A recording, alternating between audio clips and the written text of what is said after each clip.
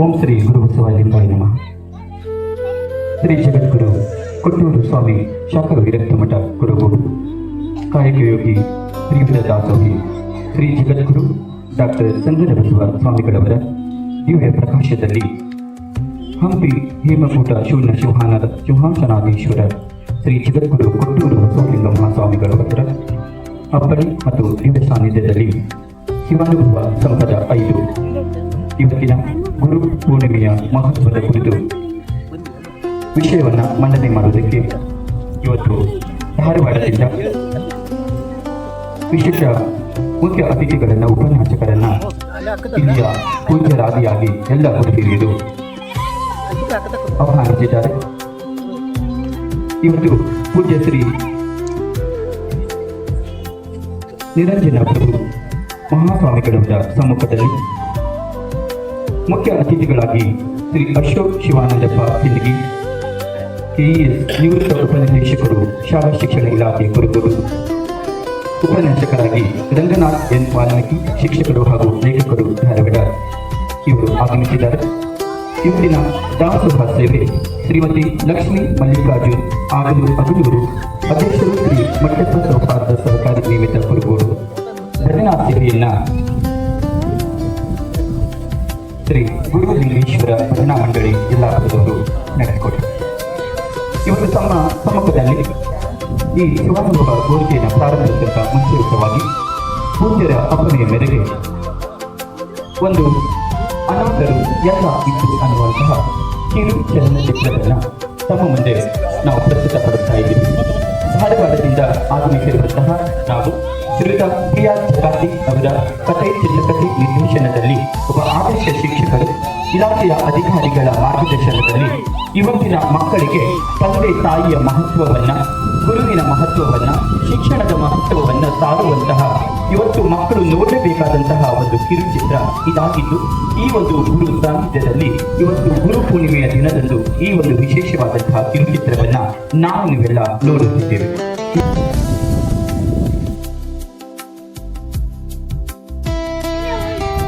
ಗುರು ಬ್ರಹ್ಮ ಗುರು ವಿಷ್ಣು ಗುರುದೇವೋ ಮಹೇಶ್ವರ ಗುರು ಸಾಕ್ಷಾತ್ ಪರಬ್ರಹ್ಮ ತಸ್ಮೈ ಶ್ರೀ ಗುರುವೇ ನಮಃ. ಇಲ್ಲಿ ಗುರುವು ಬ್ರಹ್ಮನೂ ಆಗಿದ್ದಾನೆ, ವಿಷ್ಣುವೂ ಆಗಿದ್ದಾನೆ, ಮಹೇಶ್ವರನೂ ಆಗಿದ್ದಾನೆ. ಒಟ್ಟಿನಲ್ಲಿ ಹೇಳುವುದಾದರೆ ತ್ರಿಮೂರ್ತಿಗಳ ಸಾಕಾರ ರೂಪವೇ ಈ ಗುರು ಅಂತ ಹೇಳ್ತಾರೆ, ತಪ್ಪಾಗಿದೆ. ಮೊದಲಿಗೆ ಕುರುಗೋಡಿನ ಆರಾಧ್ಯ ದೈವನಾದ ಶ್ರೀ ದೊಡ್ಡಬಸವೇಶ್ವರ ಸ್ವಾಮಿಯನ್ನ ಹಾಗೂ ಮಹಾನ್ ಶಿವಶರಣೆ ನೀಲಮತಾಯಿಯವರನ್ನ ಮನದಲ್ಲಿ ಭಕ್ತಿಯಿಂದ ಪ್ರಾರ್ಥಿಸಿಕೊಳ್ಳುತ್ತಾ ಜಗದ್ಗುರು ಕೊಟ್ಟೂರೇಶ್ವರನ ಗದ್ದುಗೆಗೆ ದೀರ್ಘದಂಡ ಪ್ರಣಾಮಗಳನ್ನು ಸಲ್ಲಿಸುತ್ತಾ ಹಾಗೂ ಹಂಪಿ ಹೇಮಕೂಟ ಶೂನ್ಯ ಸಿಂಹಾಸನಾಧೀಶ್ವರ ಶ್ರೀಮನ್ ಮಹಾರಾಜ ನಿರಂಜನ ಜಗದ್ಗುರು ಕಾಯಕ ಯೋಗಿ ತ್ರಿವಿಧ ದಾಸೋಹಿ ಪರಮಪೂಜ್ಯ ಗುರುಗಳಾದ ಲಿಂಗಾಯತರಾಗಿರ್ತಕ್ಕಂಥ ಶ್ರೀ ಶ್ರೀ ಶ್ರೀ ಸಂಗನಬಸವ ಮಹಾಸ್ವಾಮಿಗಳ ಪಾದ ಕಮಲಗಳಿಗೆ ದೀರ್ಘದಂಡ ಪ್ರಣಾಮಗಳನ್ನು ಸಲ್ಲಿಸುತ್ತಾ ಅದೇ ರೀತಿಯಾಗಿ ಪರಮಪೂಜ್ಯ ಗುರುಗಳಾದ ಶ್ರೀಮನ್ ಮಹಾರಾಜ ನಿರಂಜನ ಜಗದ್ಗುರು ಶ್ರೀ ಶ್ರೀ ಶ್ರೀ ಕೊಟ್ಟೂರು ಬಸವಲಿಂಗ ಮಹಾಸ್ವಾಮಿಗಳ ಪಾದ ಕಮಲಗಳಿಗೆ ಅನಂತ ಕೋಟಿ ಪ್ರಣಾಮಗಳನ್ನು ಸಲ್ಲಿಸುತ್ತಾ ಇವರ ಒಂದು ಜಗದ್ಗುರು ಕೊಟ್ಟೂರು ಸ್ವಾಮಿ ಸಂಸ್ಥಾನ ಮಠ ಬಳ್ಳಾರಿ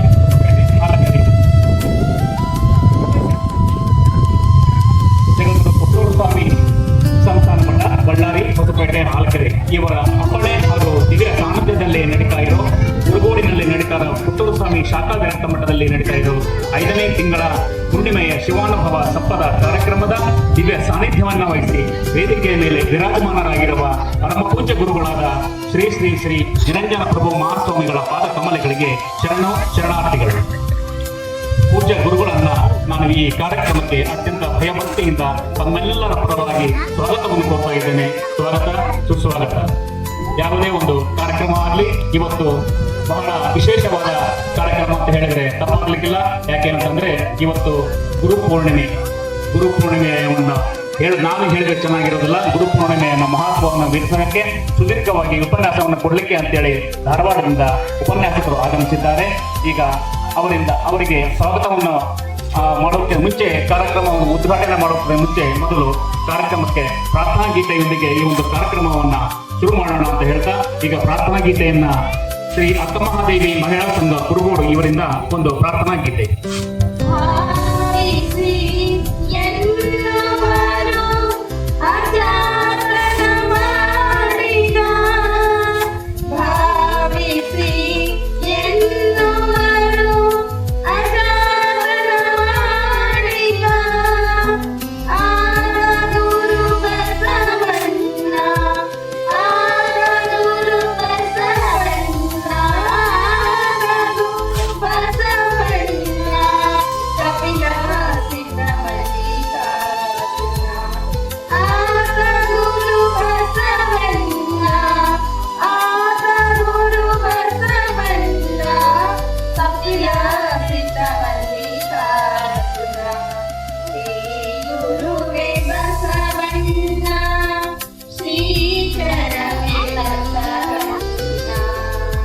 ಗೀತೆಯನ್ನು ಸಲ್ಲಿಸಿದ ಶ್ರೀ ಅಕ್ಕಮಹಾದೇವಿ ಮಹಿಳಾ ಸಂಘ ಕುರುಗೋಡು ಇವರಿಗೆ ಧನ್ಯವಾದಗಳನ್ನು ಸಲ್ಲಿಸುತ್ತಾ, ಪ್ರಥಮವಾಗಿ ಗುರು ಪೌರ್ಣಿಮೆಯ ಶುಭಾಶಯಗಳನ್ನು ತಿಳಿಸುತ್ತಾ, ಪೂಜ್ಯರ ಪಾದಾರವಿಂದಗಳಿಗೆ ನಮಿಸುತ್ತಾ, ಇಂದಿನ ಒಂದು ವಿಶೇಷ ಕಾರ್ಯಕ್ರಮಕ್ಕೆ ಮುಖ್ಯ ಅತಿಥಿಗಳಾಗಿ ಆಗಮಿಸಿರುವ ನಿಮ್ಮೆಲ್ಲರ ಆತ್ಮೀಯರು, ಸ್ಥಳೀಯರು ಹಾಗೂ ನಿವೃತ್ತ DDPI ಆಗಿರುವ ಅಶೋಕ್ ಶಿವಾನಂದಪ್ಪ ಸಿಂಧಿಗೆ ಇವರು ಈ ಒಂದು ಕಾರ್ಯಕ್ರಮದ ಮುಖ್ಯ ಅತಿಥಿಗಳಾಗಿ ಆಗಮಿಸಿರುತ್ತಾರೆ.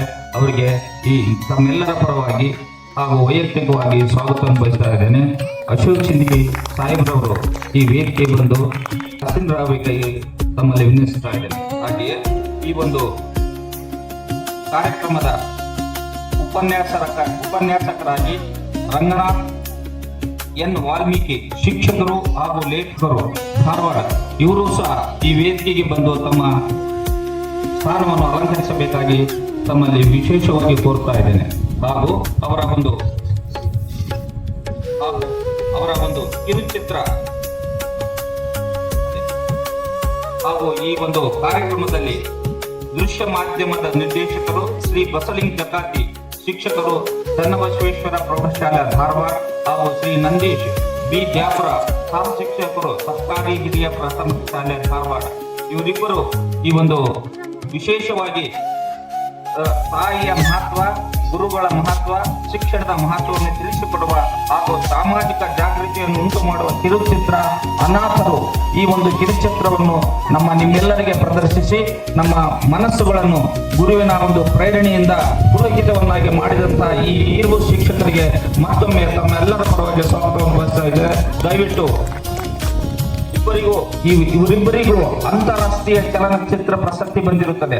ಅಂತಹ ಒಬ್ಬ ಸಾಧಕರು ಈ ಒಂದು ನಮ್ಮ ವೇದಿಕೆಗೆ ಬಂದಿರೋದು ನಮ್ಮೆಲ್ಲರಿಗೆ ಹೆಮ್ಮೆಯಾಗಿರುತ್ತದೆ. ಹಾಗೂ ಅವರನ್ನು ಮಗದೊಮ್ಮೆ ಸ್ವಾಗತ ಮಾಡ್ತಾ ಇದ್ದೇನೆ. ಹಾಗೆ ಈ ಒಂದು ಕಾರ್ಯಕ್ರಮಕ್ಕೆ ಊರಿನ ಹಿರಿಯರು ಹಾಗೂ ತಾಯಂದಿರು, ಮಕ್ಕಳು ಬಂದಿರ್ತಾರೆ. ಅವರಿಗೂ ಸಹ ಈ ವೇದಿಕೆ ಪರವಾಗಿ ಸ್ವಾಗತವನ್ನು ಬಯಸುತ್ತಾ, ಒಂದು ಪ್ರಾಸ್ತಾವಿಕವಾಗಿ ಈ ಒಂದು ಶಿವಾನುಭವ ಸಂಪದ ಈ 5 ಕಾರ್ಯಕ್ರಮಗಳು ನಡೀತಾ ಇದೆ. ಈ ಒಂದು ಪ್ರತಿ ಹುಣ್ಣಿಮೆಯ ದಿನ ನಮ್ಮ ಕಾರ್ಯಕ್ರಮ ಪ್ರಾರಂಭವಾಗುವ ಮುಂಚೆ ಯಲ್ಲಾಪುರದ ಭಜನಾ ಮಂಡಳಿಯವರು ಆಗಮಿಸಿ ತಮ್ಮ ಭಜನಾ ಸೇವೆಯನ್ನು ಮಾಡಿರುತ್ತಾರೆ. ಅವರಿಗೂ ಸಹ ಭವ್ಯವಾದ ಸ್ವಾಗತವನ್ನು ಬಯಸುತ್ತಾ, ಪತ್ರಿಕಾ ಮಾಧ್ಯಮದವರಿಗೂ, ಹಿರಿಯರಿಗೂ, ಮಕ್ಕಳಿಗೂ, ಮಹಿಳೆಯರಿಗೂ ಮತ್ತೊಮ್ಮೆ ಸ್ವಾಗತ ಮಾಡ್ತಾ ಇದ್ದೇನೆ. ನಮ್ಮ ಶಿವಾನುಭವ ಸಂಪದ ಇದು 5ನೇ ಹುಣ್ಣಿಮೆಯ ಕಾರ್ಯಕ್ರಮ.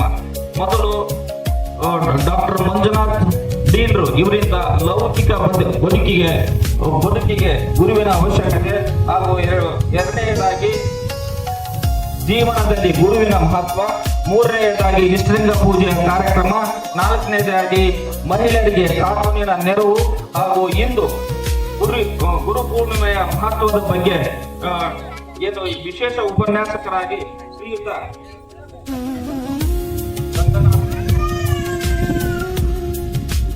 ರಂಗನಾಥ್ ಎನ್ ವಾಲ್ಮೀಕಿ, ಶಿಕ್ಷಕರು ಹಾಗೂ ಲೇಖಕರು ಧಾರವಾಡ ಇವರು ಆಗಮಿಸಿರುತ್ತಾರೆ. ಅವರ ಒಂದು ವಿಶೇಷವಾದ ಉಪನ್ಯಾಸವನ್ನು ನಾವೆಲ್ಲರೂ ಆಲಿಸಿ ಆ ಒಂದು ಅಧ್ಯಯನವನ್ನು ನಾವು ನಮ್ಮ ಜೀವನದಲ್ಲಿ ಅಳವಡಿಸಿಕೊಳ್ಬೇಕಾಗಿ ತಮ್ಮಲ್ಲಿ ಕೇಳ್ತಾ ಇದೆ. ನಮ್ಮ ಕಾರ್ಯಕ್ರಮದ ವಿಶೇಷವೇನೆಂದ್ರೆ, ವಿಷಯದ ಹಾಳೆ ಬೇರೆ ಆಗಬಹುದು, ತಯಾರಿ ಬೇರೆ ಆಗುವುದಿಲ್ಲ.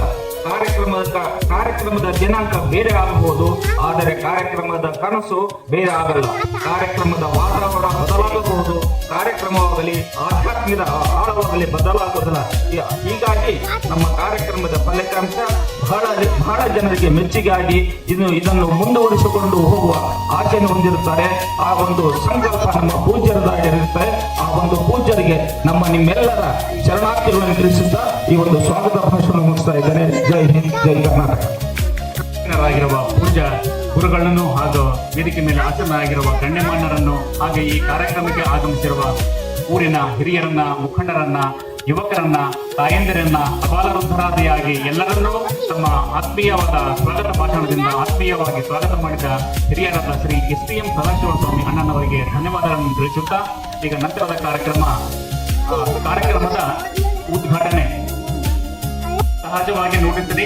ಕಾರ್ಯಕ್ರಮ ಉದ್ಘಾಟನೆ ಯಾವ ರೀತಿ ಆಗ್ತದಂದ್ರೆ ಜ್ಯೋತಿಯನ್ನು ಬೆಳಗುವುದರ ಮೂಲಕ ಉದ್ಘಾಟನೆಯನ್ನ ಮಾಡಿರ್ತಾರೆ. ಆದರೆ ಇವತ್ತಿನ ಕಾರ್ಯಕ್ರಮ ಈ ಗಿಡಕ್ಕೆ ನೀರು ಹಾಕುವುದರ ಮೂಲಕ, ನೀರು ಎರೆಯುವುದರ ಮೂಲಕ ಕಾರ್ಯಕ್ರಮದ ಉದ್ಘಾಟನೆ ಇರ್ತದೆ.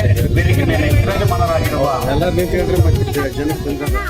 ಈ ಎರಡು ಹೆಸರು ನಾಗಲಿಂಗ ಪುಷ್ಪ ಹಾಗೂ ಸಂಪಿಗೆ ಮರಕ್ಕೆ ಪೂಜ್ಯ ಗುರುಗಳು ಅಮೃತ ಹಸ್ತದಿಂದ ಹಾಗೂ ವೇದಿಕೆ ಮೇಲೆ ಆಸೀನರಾಗಿರುವ ಗಣ್ಯಮಾನ್ಯರಿಂದ ನೀರು ಎರೆದು ಈ ಒಂದು ಕಾರ್ಯಕ್ರಮವನ್ನು ಉದ್ಘಾಟನೆ ಮಾಡಬೇಕಾಗಿ ತಮ್ಮಲ್ಲಿ ಕೇಳ್ತಾ ಇದ್ದೇನೆ. ಹಸಿರೇ ಉಸಿರು, ಪರಿಸರ ರಕ್ಷಣೆ ನಮ್ಮೆಲ್ಲರ ಮೇಲೆ ಇರೋದರಿಂದ ತಾವೆಲ್ಲರೂ ಅತ್ಯಂತ ಜಾಗೃತಿಯಿಂದ ಪರಿಸರ ಸಂರಕ್ಷಣೆಯನ್ನು ಮಾಡಬೇಕಾದಂತಹ ಒಂದು ದೊಡ್ಡ ಜವಾಬ್ದಾರಿ ವೇದಿಕೆ ಮೇಲೆ ಆಸೀನರಾಗಿರುವ ಪೂಜ್ಯ ಗುರುಗಳಿಗೆ ಶ್ರೀ ವಿಜಯಕುಮಾರ್ ಶಾಸ್ತ್ರಿ ಹಾಗೂ ವೆಂಕಟೇಶ್ವರರಿಂದ ಪೂಜ್ಯ ಗುರುಗಳಿಗೆ ಮಾಲಾರ್ಪಣೆ. ಕಾರ್ಯಕ್ರಮ ಶಿವಾನುಭವ ಸಂಪದ ಅಂಗವಾಗಿ ಉತ್ತರ ಸಭೆ ಶಾಖಾ ಮಠದಲ್ಲಿ ಏರ್ಪಾಟಾಗಿರುವ ಗುರುಪೂರ್ಣಿಮೆಯ ಮಹತ್ವವನ್ನು ತಿಳಿಸಿಕೊಡ್ಲಿಕ್ಕಾಗಿ ದೂರದ ಧಾರವಾಡದಿಂದ ಆಗಮಿಸಿದಂತ ಉಪನ್ಯಾಸಕರಾಗಿ ಆಗಮಿಸಿದಂತ ರಂಗನಾಥ್ ಎನ್ ವಾಲ್ಮೀಕಿ ಶಿಕ್ಷಕರು ಹಾಗೂ ಲೇಖಕರು ಧಾರವಾಡ ಇವರು ವೇದಿಕೆಗೆ ಬಂದು ತಮ್ಮ ಉಪನ್ಯಾಸವನ್ನ ನೀಡಬೇಕಾಗಿ ವಿನಂತಿ. ಎಲ್ಲರೂ ಶಾಂತ ರೀತಿಯಿಂದ ಕುಳಿತುಕೊಂಡು ಅವರ ಉಪನ್ಯಾಸವನ್ನು ಆಲಿಸಬೇಕಾಗಿ ವಿನಂತಿ. ಶಿವಾನುಭವ ಸಂಪದ ಅರ್ಥಪೂರ್ಣವಾದ ವೇದಿಕೆಯ ಒಂದು ದಿವ್ಯ ಸಾನ್ನಿಧ್ಯವನ್ನು ವಹಿಸ್ತಿರ್ತಕ್ಕಂತಹ ಈ ಭಾಗದ ತೇಜಸ್ಸು, ಸಮಾಜ ಸುಧಾರಣೆಯ ಕನಸನ್ನ ಹೊತ್ತ ನೇತಾರರು, ಸರ್ವರಿಗೂ ಬೋಧನೆಯನ್ನ ಬೋಧಿಸಿ ಶುದ್ಧ ಸಮಾಜದ ಪರಿಕಲ್ಪನೆಯ ಕನಸನ್ನ ನನಸು ಮಾಡಲಿ ತಮ್ಮನ್ನೇ ತಾವು ತೊಡಗಿಸಿಕೊಂಡಿರ್ತಕ್ಕಂತಹ ಪೂಜ್ಯ ಶ್ರೀ ನಿರಂಜನ ಪ್ರಭು ಮಹಾಸ್ವಾಮಿಗಳ ಪಾದಾರವಿಂದಗಳಲ್ಲಿ ನಮಸ್ಕರಿಸುತ್ತಾ, ವೇದಿಕೆ ಮೇಲೆ ಉಪಸ್ಥಿತಕ್ಕಂಥ ಎಲ್ಲ ಗಣ್ಯರನ್ನು ಕೂಡ ನಮಸ್ಕರಿಸುತ್ತಾ, ಈ ಒಂದು ಅರ್ಥಪೂರ್ಣವಾದ ಬದುಕಿಗೆ ಉಪಯುಕ್ತವಾದ ಸತ್ಸಂಗದ ಕಾರ್ಯಕ್ರಮದಲ್ಲಿ ಆಗಮಿಸಿದಂತಹ ಒಳ್ಳೆ ಮನಸ್ಸನ್ನ ಹೊಂದಿರತಕ್ಕಂತಹ ಎಲ್ಲ ಹಿರಿಯರಿಗೆ, ತಾಯಂದಿರಿಗೆ, ಹಿರಿಯರಿಗೆ ನನ್ನ ವೈಯಕ್ತಿಕವಾದ ನಮನಗಳನ್ನ ಆರಂಭದಲ್ಲಿ ತಿಳಿಸ್ತಾ ಇದ್ದೀನಿ. ಇವತ್ತು ಗುರುಪೂರ್ಣಿಮೆ. ಗುರುಪೂರ್ಣಿಮೆ ಅನ್ನೋದು ಸಾಮಾನ್ಯವಾದ ದಿನವಲ್ಲ, ವಿಶೇಷವಾದ ದಿನ ಇದು. ಗುರು ಯಾವಾಗಲೂ ಕೂಡ ಪ್ರತಿಯೊಬ್ಬರ ವ್ಯಕ್ತಿಯ ಬದುಕಿನಲ್ಲಿ ಮಹತ್ವದ ಪಾತ್ರವನ್ನು ವಹಿಸಿರ್ತಾರೆ. ಹಣದಿಂದ ನಾವು ಶ್ರೀಮಂತ ಎನಿಸಿಕೊಳ್ಳುವುದಕ್ಕಿಂತ ಗುಣದಿಂದ ಶ್ರೀಮಂತ ಅನಿಸ್ಕೊಳ್ಳೋದು ಬಹಳ ಮುಖ್ಯ. ಆ ಸದ್ಗುಣಗಳನ್ನ ನಮ್ಮಲ್ಲಿ ಬೆಳೆಸಿ, ಆದರ್ಶಗಳನ್ನ ಬೆಳೆಸಿ, ಒಳ್ಳೆ ಜೀವನವನ್ನ ನಾವು ಸಮಾಜದಲ್ಲಿ ನಡೆಸಬೇಕಾದ್ರೆ ಪ್ರತಿಯೊಬ್ಬರಿಗೂ ಕೂಡ ಗುರುವಿನ ಆಶೀರ್ವಾದ ಅನ್ನೋದು ಬಹಳ ಮುಖ್ಯ. ಇಲ್ಲಿ ನಾವು ನೆರೆದಂತ ಎಲ್ಲರಿಗೂ ಕೂಡ ಗುರುವಿನ ಆಶೀರ್ವಾದ ಇರೋದ್ರಿಂದನೇ ನಮ್ಮ ಸಮಾಜದಲ್ಲಿ ಒಂದು ನ್ಯಾಯಯುತವಾದ ಬದುಕನ್ನ ನಾವೆಲ್ಲರೂ ಕೂಡ ನಡೆಸ್ತಾ ಇದ್ದೀವಿ. ಹೀಗಾಗಿ ಹರ ಮುನಿದರು ಗುರು ಕಾಯೋಣ ಅನ್ನೋ ಕಬೀರ್ ದಾಸರ ವಾಣಿ ಸಾರ್ವಕಾಲಿಕ ಸತ್ಯವಾದದ್ದು. ತುಳಸಿದಾಸ್ ಅವರು ಒಂದೆಡೆ ಹೇಳ್ತಾರೆ, ಸಪ್ತ ಸಮುದ್ರಗಳನ್ನ ಮಸಿಯನ್ನಾಗಿ ಮಾಡಿಕೊಂಡರು, ಇಡೀ ಭೂಮಂಡಲವನ್ನ ಕಾಗದವನ್ನಾಗಿ ಮಾಡಿಕೊಂಡರು, ಆ ಮಸಿಯಲ್ಲಿ ಭೂಮಂಡಲದಲ್ಲಿ ವರ್ಣನೆಯನ್ನ ಗುರುವಿನ ಬಗ್ಗೆ ವರ್ಣನೆ ಮಾಡಿದ್ರು ಕೂಡ ಆ ಗುರುವಿನ ವರ್ಣನೆ ಅಷ್ಟು ಸುಲಭವಲ್ಲ ಅನ್ನೋ ಮಾತನ್ನ ಆ ದಾಸರು ಹೇಳ್ತಾರೆ. ಆ ಇರುವರ ದಾಸರ ಆ ನುಡಿಗಳು ಸಾಕು ಗುರುವಿನ ಮಹತ್ವ ಎಷ್ಟು ಅಂತ ಹೇಳಿ ನಾವು ತಿಳಿಸಲಿಕ್ಕೆ. ಗುರು ಪೂರ್ಣಿಮೆ ಒಂದು ವಿಶೇಷ ಹಿನ್ನೆಲೆ ಏನು ಅನ್ನೋದನ್ನ ನಾವು ಆರಂಭದಲ್ಲಿ ತಿಳ್ಕೊಂಡು, ಗುರು ಯಾಕೆ ನಮ್ಮ ಬದುಕಿಗೆ ಬೇಕು, ಗುರು ಯಾಕೆ ನಮ್ಮ ಸಮಾಜಕ್ಕೆ ಬೇಕು, ಗುರುವಿನ ಉಪಸ್ಥಿತಿಯಿಂದ ಸಮಾಜದಲ್ಲಿ ಯಾವ ರೀತಿಯ ಬದಲಾವಣೆಗಳಾಗತ್ತೆ ಅನ್ನೋದನ್ನ ನಾವು ಇವತ್ತೆಲ್ಲ ಮನನ ಮಾಡಿಕೊಂಡು ಅದನ್ನ ಅರ್ಥೈಸಿಕೊಳ್ಳೋದು ಬಹಳ ಒಂದು ಒಳ್ಳೆಯ ದಿನ ಅನ್ಕೊಂಡು. ಬೇರೆ ದಿನಗಳ ಗುರುವಿನ ಸ್ಮರಣೆ ಮಾಡೋದಕ್ಕಿಂತ ಈ ದಿನ ಗುರುವಿನ ಸ್ಮರಣೆ ಮಾಡೋದ್ರಲ್ಲಿ ಹೆಚ್ಚುವಾದ ಪ್ರಬಲ ಶಕ್ತಿ ಇರುತ್ತೆ ಅನ್ನೋದನ್ನ ನಾವು ಇತಿಹಾಸದ ಪುಟಗಳಲ್ಲಿ ತಿಳ್ಕೊಳ್ತೀವಿ. ನಾವೇನೋ ಒಂದು ಸಂಕಲ್ಪವನ್ನ ಮಾಡಿಕೊಂಡು ನಮಗೆ ವಿದ್ಯೆ ಕಲಿಸಿದ ಗುರುವಣ್ಣ, ಸಂಸ್ಕಾರ ಬೆಳೆಸಿದ ಗುರುವಣ್ಣ, ಒಳ್ಳೆ ಗುಣವನ್ನ ಬೆಳೆಸಿದ ಗುರುವಣ್ಣ ನೆನೆಸ್ಕೊಂಡ್ರೆ ನಮ್ಮ ಬದುಕಿಗೆ ಒಳ್ಳೇದಾಗತ್ತೆ ಅನ್ನೋ ಒಂದು ಪ್ರಬಲವಾದ ನಂಬಿಕೆಯ ವಿಶೇಷವಾದ ದಿನ ಇವತ್ತು ಗುರು ಪೂರ್ಣಿಮೆ ಅಂತೆ. ಹೀಗಾಗಿ ನಮಗೊಂದು ಅಕ್ಷರವನ್ನು ಕಲಿಸಿದ್ರು ಕೂಡ ಅವರು ನಮ್ಮ ಪಾಲಿನ ಗುರುವೇ. ಆ ಎಲ್ಲ ಗುರುಗಳನ್ನು ಕೂಡ ನಾವು ನೆನೆಸ್ಕೊಳ್ಳುವಂತಹ ಒಂದು ಪುಣ್ಯ ದಿನ. ಸ್ವಲ್ಪ ನಾವು ಯಾಕೆ ಈ ಗುರು ಪೂರ್ಣಿಮೆ ಒಂದು ಹಿನ್ನೆಲೆ ಏನು ಅನ್ನೋದನ್ನ ಸ್ವಲ್ಪ ತಿಳ್ಕೊಂಡೆ ನಾವು ವಿಷಯವನ್ನ ಮುಂದೆ ಹೋಗೋದು ಬಹಳ ಮುಖ್ಯ. ನಮ್ಮ ಒಂದು ಇತಿಹಾಸದಲ್ಲಿ ವೇದಗಳಿಗೆ ತನ್ನದೇ ಆದ ಪ್ರಾಮುಖ್ಯತೆ ಸ್ಥಾನವಿದೆ. ಹಲವಾರು ವಿಷಯಗಳನ್ನ, ಹಲವಾರು ನೀತಿಗಳನ್ನ, ಹಲವಾರು ಮೌಲ್ಯಗಳನ್ನ, ಹಲವಾರು ಬದುಕಿನ ತತ್ವಗಳನ್ನ, ಬದುಕಿನ ಸಂದೇಶಗಳನ್ನ ಒಳಗೊಂಡಂತಹ ಒಂದು ದಾಖಲೆಯ ಪುಸ್ತಕ ಯಾವುದಂದ್ರೆ ವೇದಗಳು. ಆ ವೇದಗಳನ್ನ ಕ್ರಮಬದ್ಧವಾಗಿ ಒಂದು ಅರ್ಥಪೂರ್ಣವಾಗಿ ವಿಂಗಡಿಸಿದಂತಹ ಒಂದು ಕೀರ್ತಿ ಯಾರಿಗೆ ಸಲ್ಲತ್ತೆ ಅಂತಂದ್ರೆ ವೇದವ್ಯಾಸ ಮುನಿಗಳಿಗೆ ಸಲ್ಲತ್ತೆ. ಋಗ್ವೇದ, ಅಥರ್ವವೇದ, ಸಾಮವೇದ ಹೀಗೆ ವೇದಗಳನ್ನ ವಿಂಗಡಿಸಿದಂತಹ ಕೀರ್ತಿ ಆ ವೇದವ್ಯಾಸ ಮುನಿಗಳಿಗೆ ಸಲ್ಲತ್ತೆ. ಆ ವೇದಗಳನ್ನ ವಿಂಗಡಿಸಿದಂತ ಋಷಿ ಮುನಿಗಳು ಶಿಷ್ಯಂದರಿಗೆ ವೇದಗಳನ್ನ ಪರಿಪಾಲಿಸುವ, ಬೋಧಿಸುವ ಒಂದು ಸಂಪ್ರದಾಯ ಆಗಿನ ಕಾಲದಿಂದಲೂ ಬಂದಿದೆ. ಅದೇ ಗುರುವಿನ ಒಂದು ಪುಣ್ಯ ಒಂದು ದಿನ. ಅಂದ್ರೆ ವೇದವ್ಯಾಸರು ಹುಟ್ಟಿದಂತಹ ಪುಣ್ಯದ ದಿನ ಇವತ್ತು. ನಮ್ಮೆಲ್ಲರಿಗೂ ಕೂಡ ಮೂಲ ಗುರು ವೇದವ್ಯಾಸರು. ಅವರು ಜನಿಸಿದಂತಹ ಪುಣ್ಯ ದಿನ, ಅವರು ಶಿಷ್ಯಂದರಿಗೆ ವೇದಗಳನ್ನ ಪಠಿಸಿದಂತಹ ಪುಣ್ಯ ದಿನ. ಸೂರ್ಯ ಚಂದ್ರರು ಅಳಿದ್ರು ಕೂಡ ಇತಿಹಾಸದ ಪುಟಗಳಲ್ಲಿ ಅಚ್ಚಳಿಯದೆ ಉಳಿಯುವ ಎರಡು ಗ್ರಂಥಗಳು ಯಾವುದು ಅಂದ್ರೆ ಒಂದು ಮಹಾಭಾರತ, ಇನ್ನೊಂದು ರಾಮಾಯಣ ಅಂತ ಹೇಳ್ತೀವಿ. ಆ ಮಹಾಭಾರತವನ್ನ ರಚಿಸಿದ, ಈ ಜಗತ್ತಿಗೆ ಕೊಟ್ಟಂತ ಶ್ರೇಷ್ಠ ವ್ಯಕ್ತಿ ವ್ಯಾಸಮುನಿಗಳು. ಆ ವ್ಯಾಸ ಮುನಿಗಳು ಹುಟ್ಟಿದ ಪುಣ್ಯ ದಿನ ಯಾವುದು ಅಂದ್ರೆ ಇವತ್ತು ದಿನ, ಗುರು ಪೂರ್ಣಿಮೆ ದಿನ ಹುಟ್ಟಿದ್ದಾರೆ. ಆ ವ್ಯಾಸ ಮುನಿಗಳು ಕೇವಲ ತಮ್ಮ ಶಿಷ್ಯಂದರಿಗೆ ಮಾತ್ರ ಗುರುವಾಗಿರ್ಲಿಲ್ಲ, ಗುರು ಪರಂಪರೆಯನ್ನ ಹೊಂದಿ ಸಮಾಜದಲ್ಲಿ ಸೇವೆ ಮಾಡತಕ್ಕಂತ ಎಲ್ಲ ಗುರುಗಳಿಗೂ ಕೂಡ ಅವರು ಗುರುವಿನ ಸ್ಥಾನವನ್ನು ಆ ಕಾಲಘಟ್ಟದಲ್ಲಿ ತುಂಬಿದ್ರು. ಅಂತಹ ಪುಣ್ಯ ವ್ಯಕ್ತಿಯ ದಿನ ಯಾವುದು ಅಂದ್ರೆ ಇವತ್ತು ಗುರು ಪೂರ್ಣಿಮೆಯ ದಿನ.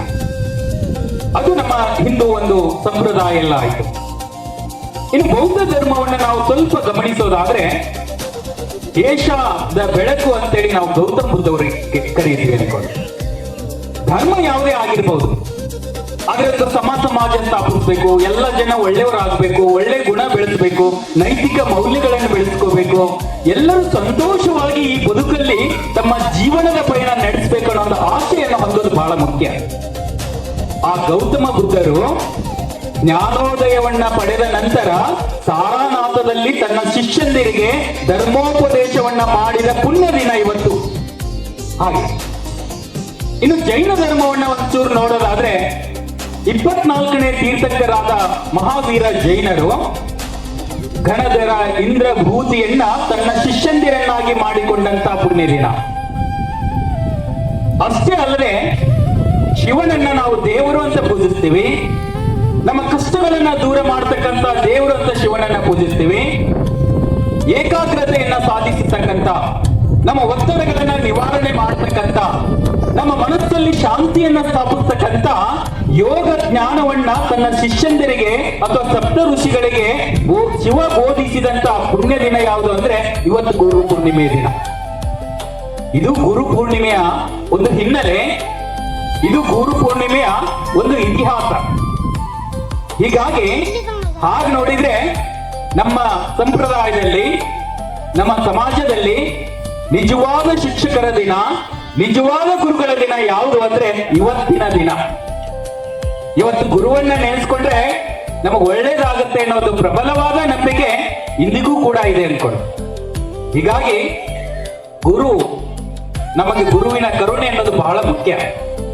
ನಾನು ಒಳ್ಳೆ ಉದ್ಯೋಗ ಮಾಡಲಿ, ಒಳ್ಳೆ ನೌಕರಿಗೆ ಹೋಗ್ಲಿ, ಸಮಾಜದಲ್ಲಿ ಒಳ್ಳೆ ಸ್ಥಾನಕ್ಕೆ ತಲುಪಲಿ, 4 ಜನರಿಗೆ ಸಹಾಯ ಮಾಡಲಿ, ಕಷ್ಟದಲ್ಲಿರೋರಿಗೆ ಸಾಂತ್ವನ ಹೇಳಿ, ಎಲ್ಲದಕ್ಕೂ ಕೂಡ ನಮಗೆ ಗುರು ಕರುಣೆ ಅನ್ನೋದು ಬಹಳ ಮುಖ್ಯ. ಮುಂದೆ ಗುರು ಇರಬೇಕು, ಹಿಂದೆ ಗುರು ಇರಬೇಕು, ಸಾಗುತ್ತಿತ್ತು ಧೀರರ ದಂಡು ಅಂತ ಹೇಳಿ ಹಿಂದ್ಗಡೆ ಒಂದು ಸ್ವಾಮಿ ವಿವೇಕಾನಂದರು ಹೇಳ್ತಾರೆ. ಅಂದ್ರೆ ಆಗಿನ ಕಾಲಘಟ್ಟದವರಿಗೆ, ಯುವಕರಿಗೆ ಮುಂದೆ ಗುರಿ ಇತ್ತು, ನಾನೇನಾಗಬೇಕು, ಆ ಸಾಧನೆ ಮಾಡಲಿಕ್ಕೆ ಅವನಿಗೆ ಮಾರ್ಗದರ್ಶನ ಮಾಡುವ ಗುರುಗಳಿದ್ರು. ಹೀಗಾಗಿ ಧೀರರ ದಂಡು ಸಾಗುತ್ತಿತ್ತು ಅಂತ ಹೇಳ್ತಾ ಇದ್ರು. ಹೀಗಾಗಿ ಗುರುವನ್ನ ನಾವು ಸ್ಮರಿಸಬೇಕು. ಗುರು ಕರುಣೆ ನಮಗ್ ಬೇಕೇ ಬೇಕು. ಇಲ್ಲಿ ಇಷ್ಟೊಂದು ಜನ ಇದ್ದೀವಿ, ಎಲ್ಲರೂ ಕೂಡ ಒಂದಲ್ಲ ಒಂದಿನ ನಾವು ಗುರುವಿನಿಂದ ಮಾರ್ಗದರ್ಶನ ಪಡೆದವರೇ, ಗುರುವಿನಿಂದ ಕಲಿತವರೇ, ಗುರುವಿನಿಂದ ಒಳ್ಳೆ ಆದರ್ಶಗಳನ್ನ ರೂಢಿಸ್ಕೊಂಡವರೇ. ಗುರು ಶಿಷ್ಯರ ಪರಂಪರೆ ಅನ್ನೋದು ಬಹಳ ಶ್ರೇಷ್ಠವಾದದ್ದು ಅನ್ಕೊಂಡು. ಹಿಂದಿನ ಕಾಲಘಟ್ಟದ ಗುರು ಪರಂಪರೆ ಹೇಗಿತ್ತು ಅನ್ನೋದನ್ನ ನಾವು ನೋಡೋಣ ಅನ್ಕೊಂಡು. ಹಿಂದೆ ಗುರುಗಳು ಯಾವುದೇ ಸಮಾಜದಿಂದ ಫಲಾಪೇಕ್ಷೆಯನ್ನ ಬಯಸದೆ ವಿದ್ಯೆಯನ್ನ ಕಲಿಬೇಕಂತೇಳಿ ಆಸಕ್ತಿಯಿಂದ ತನ್ನ ಆಶ್ರಮಕ್ಕೆ ಬಂದಂತಹ, ತಮ್ಮ ಸನ್ನಿಧಿಗೆ ಬಂದಂತಹ ಶಿಷ್ಯಂದಿರಿಗೆ ತಾವು ಕಲಿತದ್ದೆಲ್ಲವನ್ನೂ ಕೂಡ ದಾರೆ ಎರಿತಾ ಇದ್ರು. ಅವರು ಬಯಸೋದಷ್ಟೇ, ನನ್ನ ಶಿಷ್ಯಂದಿರು ಒಳ್ಳೆ ಗುಣಗಳನ್ನ ಕಲ್ತ್ಕೊಂಡು ಅವರು 100 ಜನರಿಗೆ ಒಳ್ಳೆಯದನ್ನ ಬೋಧಿಸಿ ಸಮಾಜ ಸುಧಾರಣೆ ಆದ್ರೆ ನಾನು ಗುರುವಾಗಿದ್ದಕ್ಕೂ ಸಾರ್ಥಕ ಆಯಿತು ಅನ್ನೋ ಒಂದು ಬಯಕೆ ಆ ಗುರುಗಳಲ್ಲಿತ್ತು. ಈ ಗುರು ಪರಂಪರೆಗೆ ಬಹಳ ಇತಿಹಾಸವಿದೆ.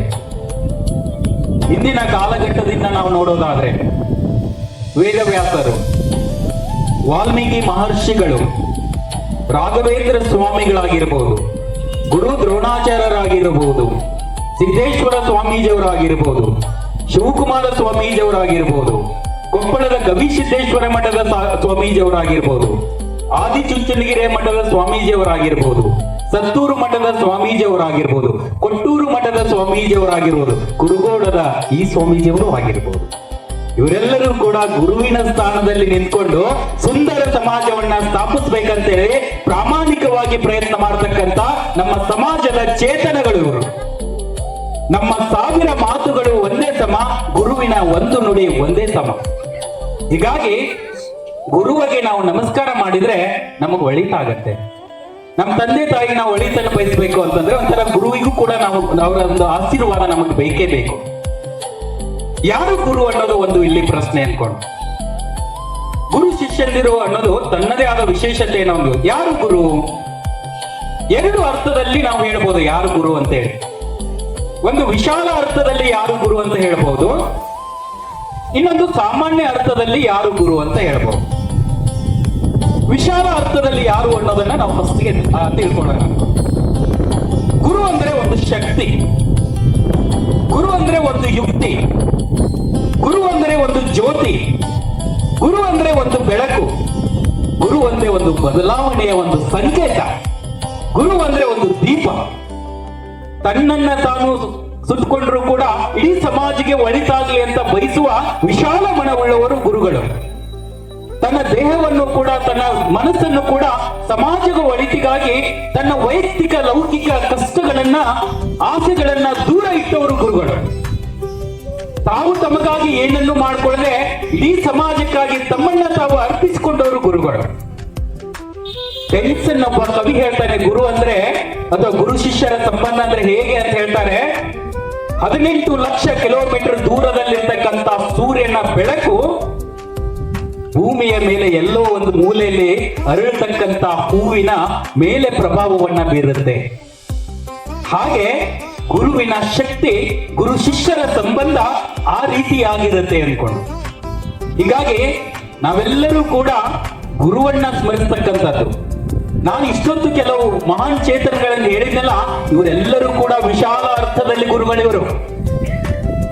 ತಮ್ಮ ಬದುಕನ್ನ, ತಮ್ಮ ವೈಯಕ್ತಿಕ ಆಸೆಗಳನ್ನ, ತಮ್ಮ ಲೌಕಿಕ ಆಸೆಗಳನ್ನೆಲ್ಲ ಬದಿಗೊತ್ತಿ ಸಮಾಜ ಒಳ್ಳೇದಾಗ್ಬೇಕು, ಜನ ಸುಧಾರಣೆ ಆಗ್ಬೇಕು, ಒಂದು ಸುಂದರ ಸಮಾಜ ಆಗ್ಬೇಕು, ಒಳ್ಳೆ ಕುಟುಂಬ ಆಗ್ಬೇಕು ಅಂತ ಹೇಳಿ ಹಗಲಿರುಳು ಪ್ರಯತ್ನ ಮಾಡ್ತಕ್ಕಂತ ಈ ನಿಜವಾದ ಹೀರೋಗಳು ಅಥವಾ ನಿಜವಾದ ಮಾರ್ಗದರ್ಶಕರು ಯಾರು ಅಂದ್ರೆ ಈ ಮಹಾನ್ ವ್ಯಕ್ತಿಗಳು.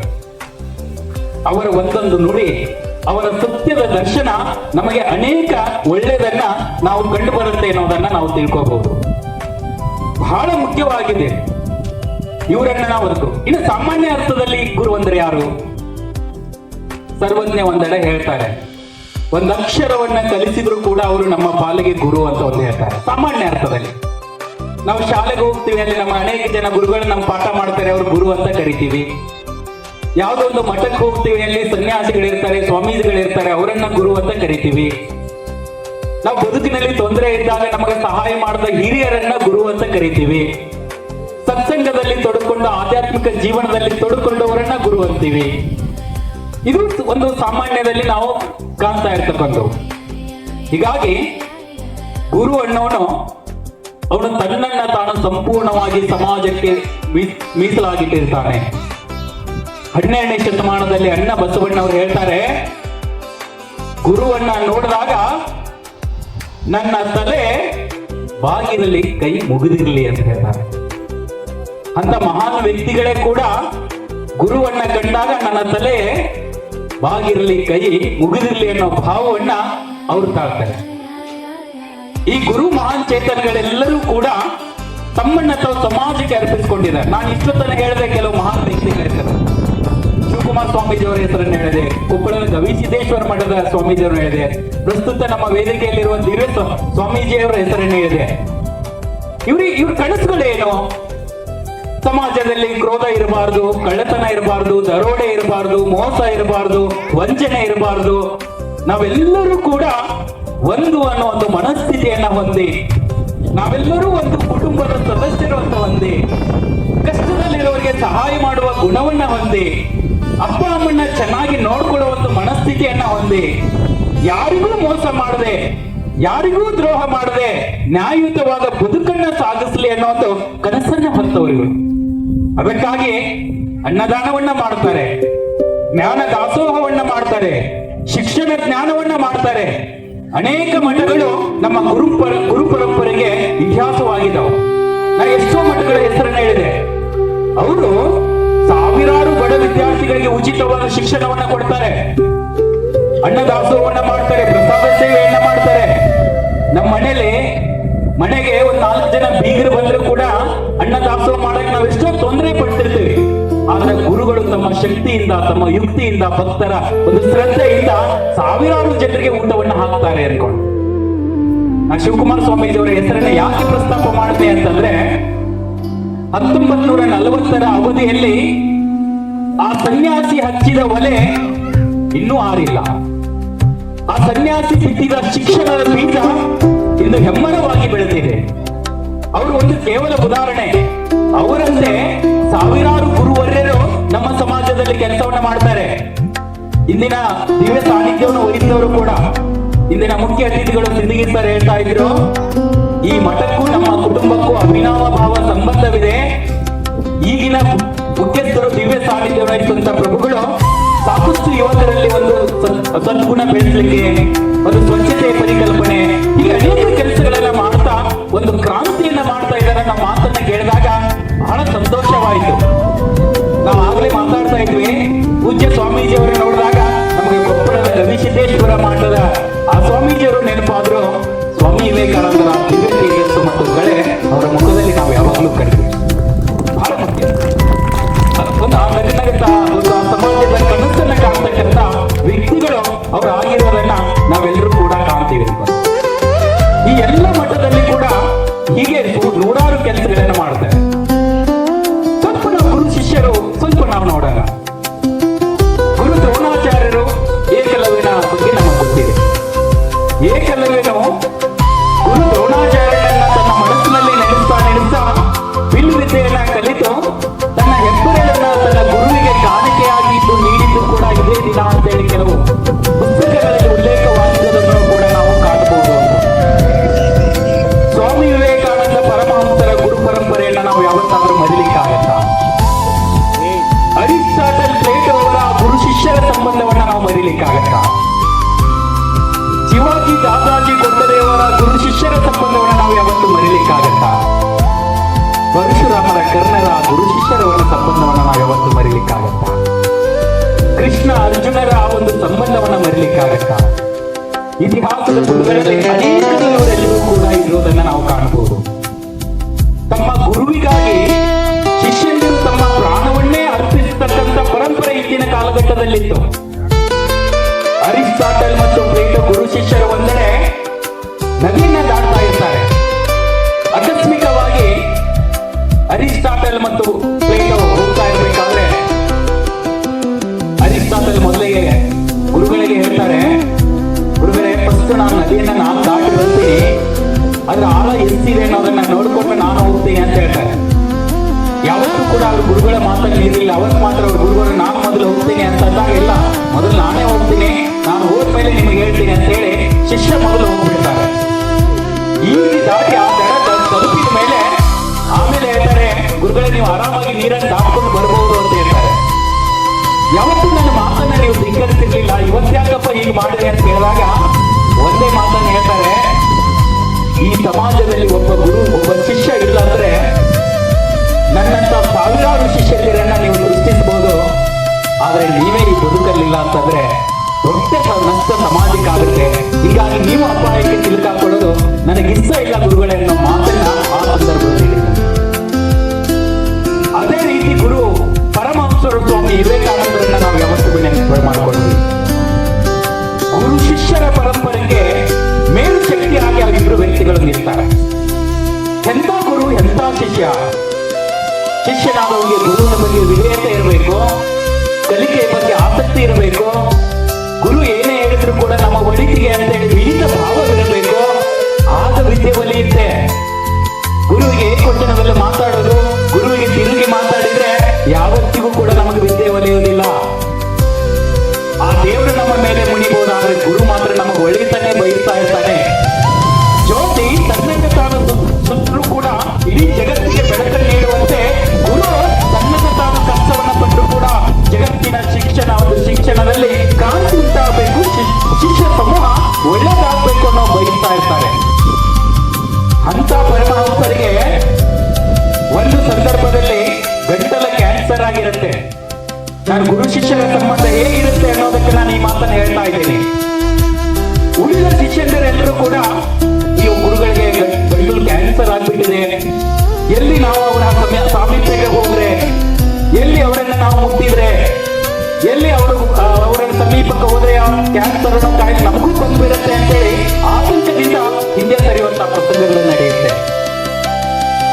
ಆದ್ರೆ ಗುರುನೇ ದೇವರು ಅಂತ ತಿಳ್ಕೊಂಡಂತ ನನ್ನ ಈ ಯಶಸ್ಸಿಗೆ ಸಮಾಜದಲ್ಲಿ ನಾನು ಏನಾದರೂ ದೊಡ್ಡದನ್ನ ಸಾಧಿಸಿದ್ದೇನೆ ಅಥವಾ ಸಾಧಿಸ್ತಾ ಇದ್ದೀನಿ ಅಂದ್ರೆ ನಾನು ದೃಢ ಸಮಾಜ ನನ್ನ ಗುರುವಿನ ಶ್ರೀರಕ್ಷೆ ನನಗೆ ಕಾರಣ ಅಂತ ತಿಳಿದಂತ ಪರಮಹಂಸರು ಆ ಸಂದರ್ಭದಲ್ಲಿ ಗುರುವಿನ ಬಳಿ ಹೋಗ್ತಾರೆ. ಪರಮಹಂಸರ ಬಳಿ ಸ್ವಾಮಿ ವಿವೇಕಾನಂದರು ಹೋಗ್ತಾರೆ. ಆಶ್ಚರ್ಯ ಆಗ್ಬಿಡುತ್ತೆ. ಎಲ್ಲ ಶಿಷ್ಯರು ಬಹಳ ಹತ್ತಿರದಿಂದ ಅವರನ್ನ ನೋಡ್ತಾ ಇದ್ರು. ಇವತ್ತು ಮಾತ್ರ ಸ್ವಲ್ಪ ಗುಸುಗುಸು ಮಾತಾಡ್ತಾ ಇದ್ದಾರೆ, ಹಿಂದೆ ಸರಿತಾ ಇದ್ದಾರೆ. ಏನು ಅಂತ ಹೇಳಿದಾಗ, ಇಲ್ಲ, ಅವರಿಗೆ ಗಂಟಲು ಕ್ಯಾನ್ಸರ್ ಆಗಿದೆ, ಅವ್ರ ಹತ್ರ ಹೋದ್ರೆ ಎಲ್ಲಿ ನಮಗದು ಆಗ್ಬಿಡುತ್ತೆ ಅಂತೇಳಿ ಅದಕ್ಕವರು ಹಿಂದೆ ಸರಿತಾ ಇದ್ದಾರೆ ಅನ್ನೋ ವಿಷಯ ಗೊತ್ತಾಗುತ್ತೆ.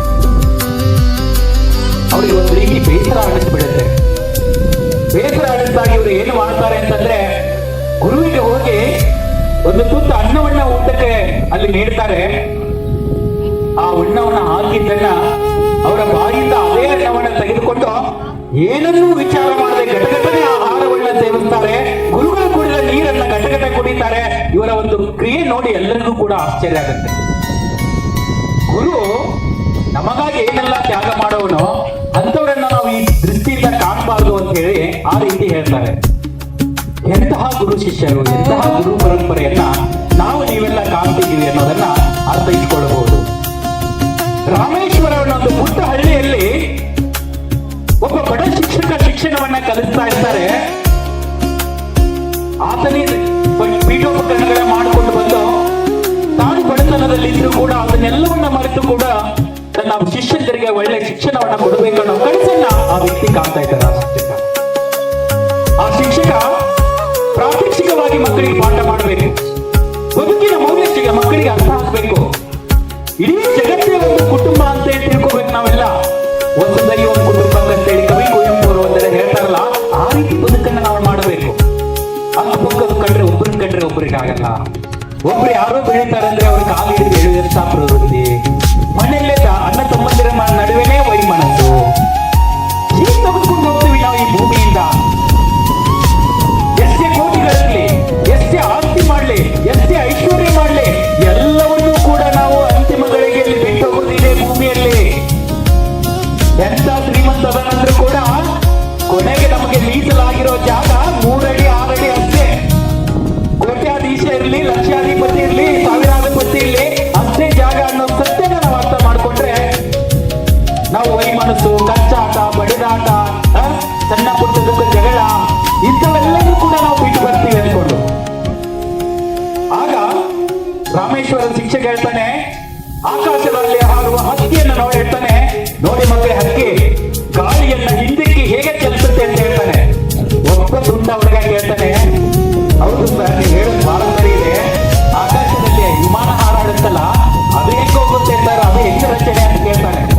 ಪಾಪ ವಿನೀತ ಭಾವದಿಂದ ಆ ಗುರುಗಳು ಒಪ್ಕೊಳ್ತಾರೆ, ಅದ್ರ ಬಗ್ಗೆ ನನಗೆ ಹೆಚ್ಚಿನ ಮಾಹಿತಿ ಇಲ್ಲಪ್ಪ, ನೀನ್ ಚೆನ್ನಾಗಿ ತಿಳ್ಕೊ, ನೀನ್ ಮನಸ್ಸು ಮಾಡಿದೆ ಅಂದ್ರೆ ನೀನ್ ದೊಡ್ಡ ಸಾಧನೆ ಮಾಡ್ತೀಯಾ ಅಂತೇಳಿ ಒಂದೇ ಒಂದು ಮಾತು ಆ ಗುರುಗಳು ಹೇಳ್ತಾರೆ. ಗುರುಗಳು ಬಿತ್ತಿದ ಆ ಒಂದು ಬೀಜ ಆ ಶಿಷ್ಯನಲ್ಲಿ ಕನಸನ್ನ ಬಿತ್ತುತ್ತೆ, ಆಸೆಯನ್ನ ಬಿತ್ತುತ್ತೆ. ತಿಳ್ಕೊಳ್ತಾರೆ ಅಂತರಿಕ್ಷ ಯಾನದಲ್ಲಿ ದೊಡ್ಡ ಸಾಧನೆ ಮಾಡ್ತಾರೆ, ಇಸ್ರೋದಲ್ಲಿ ದೊಡ್ಡ ಸಾಧನೆ ಮಾಡ್ತಾರೆ. ಭಾರತದ ಕೀರ್ತಿಯನ್ನ ಅಂತರಿಕ್ಷ ಯಾನದಲ್ಲಿ ಇಡೀ ವಿದೇಶಕ್ಕಲ್ಲೇ ಜಗತ್ತಿಗೆಲ್ಲ ಹರಡುತ್ತಾರೆ. ಅವರೇ ಡಾಕ್ಟರ್ ಅಬ್ದುಲ್ ಕಲಾಂ.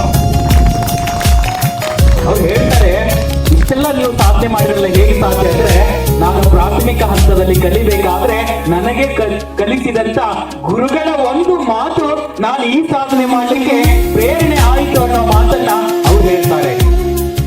ಅದೆಂತ ಗುರು ಶಿಷ್ಯರ ಒಂದು ಬಾಂಧವ್ಯ, ಅದೆಂತ ಗುರುತರ. ಒಂದು ಸಲ ನಮ್ಮಲ್ಲಿ ನಮ್ಮ ಮನಸ್ಸುಗಳು ಕಲುಷಿತಗೊಂಡು ಅಂತಂದ್ರೆ ಯಾವ ಸಾಧನೆಯನ್ನು ಕೂಡ ಮಾಡಕ್ಕಾಗೋದಿಲ್ಲ. ಆ ಕಡೆ ಬಹಳ ಕಲುಷಿತ. ಯಾರೋ ಒಬ್ರು ಒಂದು 10 ರೂಪಾಯಿ ಜಾಸ್ತಿ ತಗೊಂಡ್ರು ಅಂತೇಳಿ ನಾವು ಬೇಜಾರು ಮಾಡ್ಕೊಳ್ತೀವಿ, ಯಾರೋ ಒಂದು ಮಾತು ನಮಗೆ ಅಂದ್ರು ಅಂತ ಬೇಜಾರು ಮಾಡ್ಕೊಳ್ತೀವಿ, ಯಾರೋ ನಮಗೊಂದು ಮಾತು ಬೈದ್ರು ಅಂತ ಬೇಜಾರು ಮಾಡ್ಕೊಳ್ತೀವಿ, ಯಾರೋ ಒಂದು ಮಾತು ನಮಗೆ ಹೀಯಾಳಿಸಿದ್ರು ಅಂತ ಬೇಜಾರು ಮಾಡ್ಕೊಳ್ತೀವಿ. ಆದ್ರೆ ಪ್ರೇಮಿತ ಗುರುಗಳು ಯಾವುದನ್ನು ಕೂಡ ತಲೆ ಕೆಡ್ಕೊಳ್ಳಲ್ಲ. ಹೊಗಳಿಕೆ ಜಗಳಿಕೆ ಅನ್ನೋದು ಆ ಶಿವ ವಿಷ್ಣು ಬ್ರಹ್ಮನಿಗೂ ಬಿಟ್ಟಿಲ್ಲ. ಇನ್ನು ಸಾಮಾನ್ಯರ ಮಾತೇನು ಜನ ನಮಗೆ ಸುಮ್ಮನೆ ಬಿಡ್ತಾರ ಅಂತ ಹೇಳಿ. ಹೀಗಾಗಿ ಆ ಮಾತುಗಳನ್ನ ನಾವು ಗಂಭೀರವಾಗಿ ಪರಿಗಣಿಸಬಾರದು ಅಂತೇಳಿ. ಅಂದ್ರೆ ಮನಸ್ಸು ಎಷ್ಟು ಸೂಕ್ಷ್ಮವಾಗಿರುತ್ತೆ ಅನ್ನೋದನ್ನ ಒಂದ್ ಕಡೆ ಸಿದ್ದೇಶ್ವರ ಸ್ವಾಮೀಜಿಯವರು ಹೇಳ್ತಾರೆ. ಧ್ರುವ ಅಂತೇಳಿ ಒಬ್ಬ ರಾಜ ಇದ್ದಂತೆ, ಸುನೀತ ಮತ್ತು ಸುರುಚಿ ಅಂತೇಳಿ 2 ಹೆಣ್ಣಂದಿರಿದ್ರಂತೆ. ಮನಸ್ಸು ಎಷ್ಟು ವಿಲಕ್ಷಣ ಮತ್ತು ಅತೃಪ್ತಿ ಇರ್ತಾವ ಅನ್ನೋದಕ್ಕೆ ಅವರು ಒಂದ್ ಕಡೆ ಹೇಳ್ತಾರೆ. ಏನ್ ಕೊರತೆ ಇಲ್ಲ, ರಾಜ ಬೇಕಾದಂತೆಲ್ಲ ತಂದುಕೊಡ್ತಾನೆ, ಇನ್ನೊಂದು ಕೊರತೆ ಇಲ್ಲ, ಐಶ್ವರ್ಯಕ್ಕೆ ಕೊರತೆ ಇಲ್ಲ, ಸಂತೋಷ ಪಡ್ಲಿಕ್ಕೆ ಕೊರತೆ ಇಲ್ಲ. ಆ 2 ತಾಯಿಯರಿಗೆ ಮಕ್ಕಳು ಹುಡ್ತಾವು. ಮಕ್ಕಳು ಹುಟ್ಟಿದ ಮೇಲೆ ಸುನೀತಿ ಚಿಕ್ಕವಳು, ಸುರುಚಿ ದೊಡ್ಡವಳಾಗಿರ್ತಾಳೆ. ಸುರುಚಿಯ ಮಗ ಹೋಗಿ ರಾಜ ಪೀಠಾಧಿಪತಿಯಲ್ಲಿ ಕೂತ್ಕೊಂಡಾಗ ಆ ಮಗ ಹೋಗಿ ಕೂತ್ಕೊಂಡ್ಬಿಡ್ತಾನೆ. ಶುರು ಆಗತ್ತೆ ನೋಡಿ. ಇನ್ನೊಬ್ಬಳಿಗೆ ಸುನೀತಿ ಮಗ ಹೋಗಿ ಕೂತ್ಕೊಂಡಾನ. ಅಕ್ಕ ತಂಗಿ ಅಕ್ಕನ ಹೇಳ್ತಾರೆ, ನಿನ್ನ ಮಗ ಹೋಗಿ ರಾಜನ ಮ್ಯಾಗ ಕೂತ್ಕೊಂಡ, ಯಾಕೆ ನನ್ನ ಮಗ ಹೋಗಿ ಯಾಕೆ ಕೂತ್ಕೊಳ್ಳ ನೋಡಿ, ಇಷ್ಟೇ ನನ್ನ ಮಗ ಕೂತ್ಕೋಬೇಕು. ದೊಡ್ಡ ಒಂದು ಅತೃಪ್ತಿಯಲ್ಲಿ ಮನಸ್ಸಿನಲ್ಲಿ ಕೆಲ್ಲಾಟ ಆಡ್ಬಿಡುತ್ತೆ. ಕೂತ್ಕೊಂಡ್ಬಿಡ್ಲಿ, ಇವತ್ತು ನಿಮ್ಮ ಮಗ ಕೂತ ನಾನೇ ನಮ್ಗೆ ಕೊಡ್ತೀನಿ. ಈ ವಿಶಾಲ ಮನೋಭಾವನೆಯನ್ನ ಬೆಳಿಬೇಕಾದ್ರೆ ಯಾವಾಗ ಬೆಳಿತೈತಿ? ಸತ್ಸಂಗದಿಂದ ಬೆಳಿತೈತಿ, ಗುರುಗಳ ದರ್ಶನದಿಂದ ಬೆಳಿತೈತಿ, ಗುರುಗಳ ಒಡನಾಟದಿಂದ ಬೆಳಿತೈತಿ, ಗುರುಗಳ ಮಾತುಗಳನ್ನು ಕೇಳೋದ್ರಿಂದ ಬೆಳಿತೈತಿ, ಗುರುವಿನ ಅವರ ಸಾನ್ನಿಧ್ಯದಿಂದ ಬೆಳಿತೈತಿ, ಗುರುವಿನ ಸಾಮೀಪ್ಯದಿಂದ ಬೆಳಿತೈತಿ, ಅವರ ಜೀವನ ಚರಿತ್ರೆ ತಿಳಿಯೋದ್ರಿಂದ ಬೆಳಿತೈತಿ, ಅವ್ರ ಜೊತೆ ಮಾತುಗಳನ್ನ 10 ಬಾರಿ ಕೇಳೋದ್ರಿಂದ ಏನಾಗುತ್ತೆ? ಗುರು ಸಾಮೀಪ್ಯ ಬೆಳೆಯೋದನ್ನ ನಾವು ಕಾಣ್ತಾ ಇದ್ವಿ. ಹೀಗೆ ಅಂತ ಮನಸ್ಥಿತಿ ಏನಾಯ್ತು ಅಂದ್ರೆ ದೊಡ್ಡ ವಿಕೋಪಕ್ಕೆ ಹೋಗುತ್ತೆ. ಹೀಗಾಗಿ ನಾವ್ಯಾವಾಗಲೂ ಕೂಡ ಒಳ್ಳೆ ಗುರುವಿನ ಸಾಮೀಪ್ಯವನ್ನ ನಾವು ಪಡಿಬೇಕಾಗತ್ತೆ. ಗುರುವಿನ ಮಹತ್ವ ಯಾಕೆ ಬೇಕು ಅಂತೇಳಿ, ಗುರು ಆದವನ್ನ ನಮಗೆ ವಿವೇಕವನ್ನ ಕಲಿಸ್ತಾನೆ, ಗುರು ಆದವರು ನಮಗೆ ಶೀಲದ ಬಗ್ಗೆ ಹೇಳ್ಕೊಡ್ತಾರೆ, ಗುರು ಆದವರು ನಮಗೆ ಚಾರಿತ್ರ್ಯದ ಬಗ್ಗೆ ಹೇಳ್ಕೊಡ್ತಾರೆ, ಗುರು ಆದವರು ನಮಗೆ ಸತ್ಸಂಗದ ಬಗ್ಗೆ ಹೇಳ್ಕೊಡ್ತಾರೆ.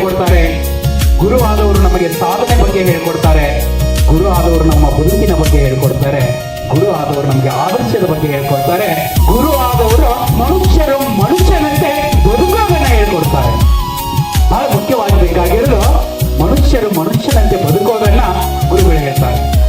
ಹೀಗಾಗಿ ಮನುಷ್ಯ ಆಕಾಶದಲ್ಲಿ ಹಾರೋದನ್ನ ಕಲಿತಾ, ಸಮುದ್ರದಲ್ಲಿ ಈಜೋದನ್ನ ಕಲಿತಾ, ಎಲ್ಲ ಒಂದ್ ಕಡೆ ಭೂಮಿಯಲ್ಲಿ ಮನುಷ್ಯ ಮಾನವನಾಗಿ ಬಾಳೋದನ್ನ ಮರಿತಾ ಅಂತ ಹೇಳಿ ಒಬ್ಬರು ಕವಿಗಳು ತುಂಬಾ ಬೇಸರದ ಹೇಳ್ತಾರೆ.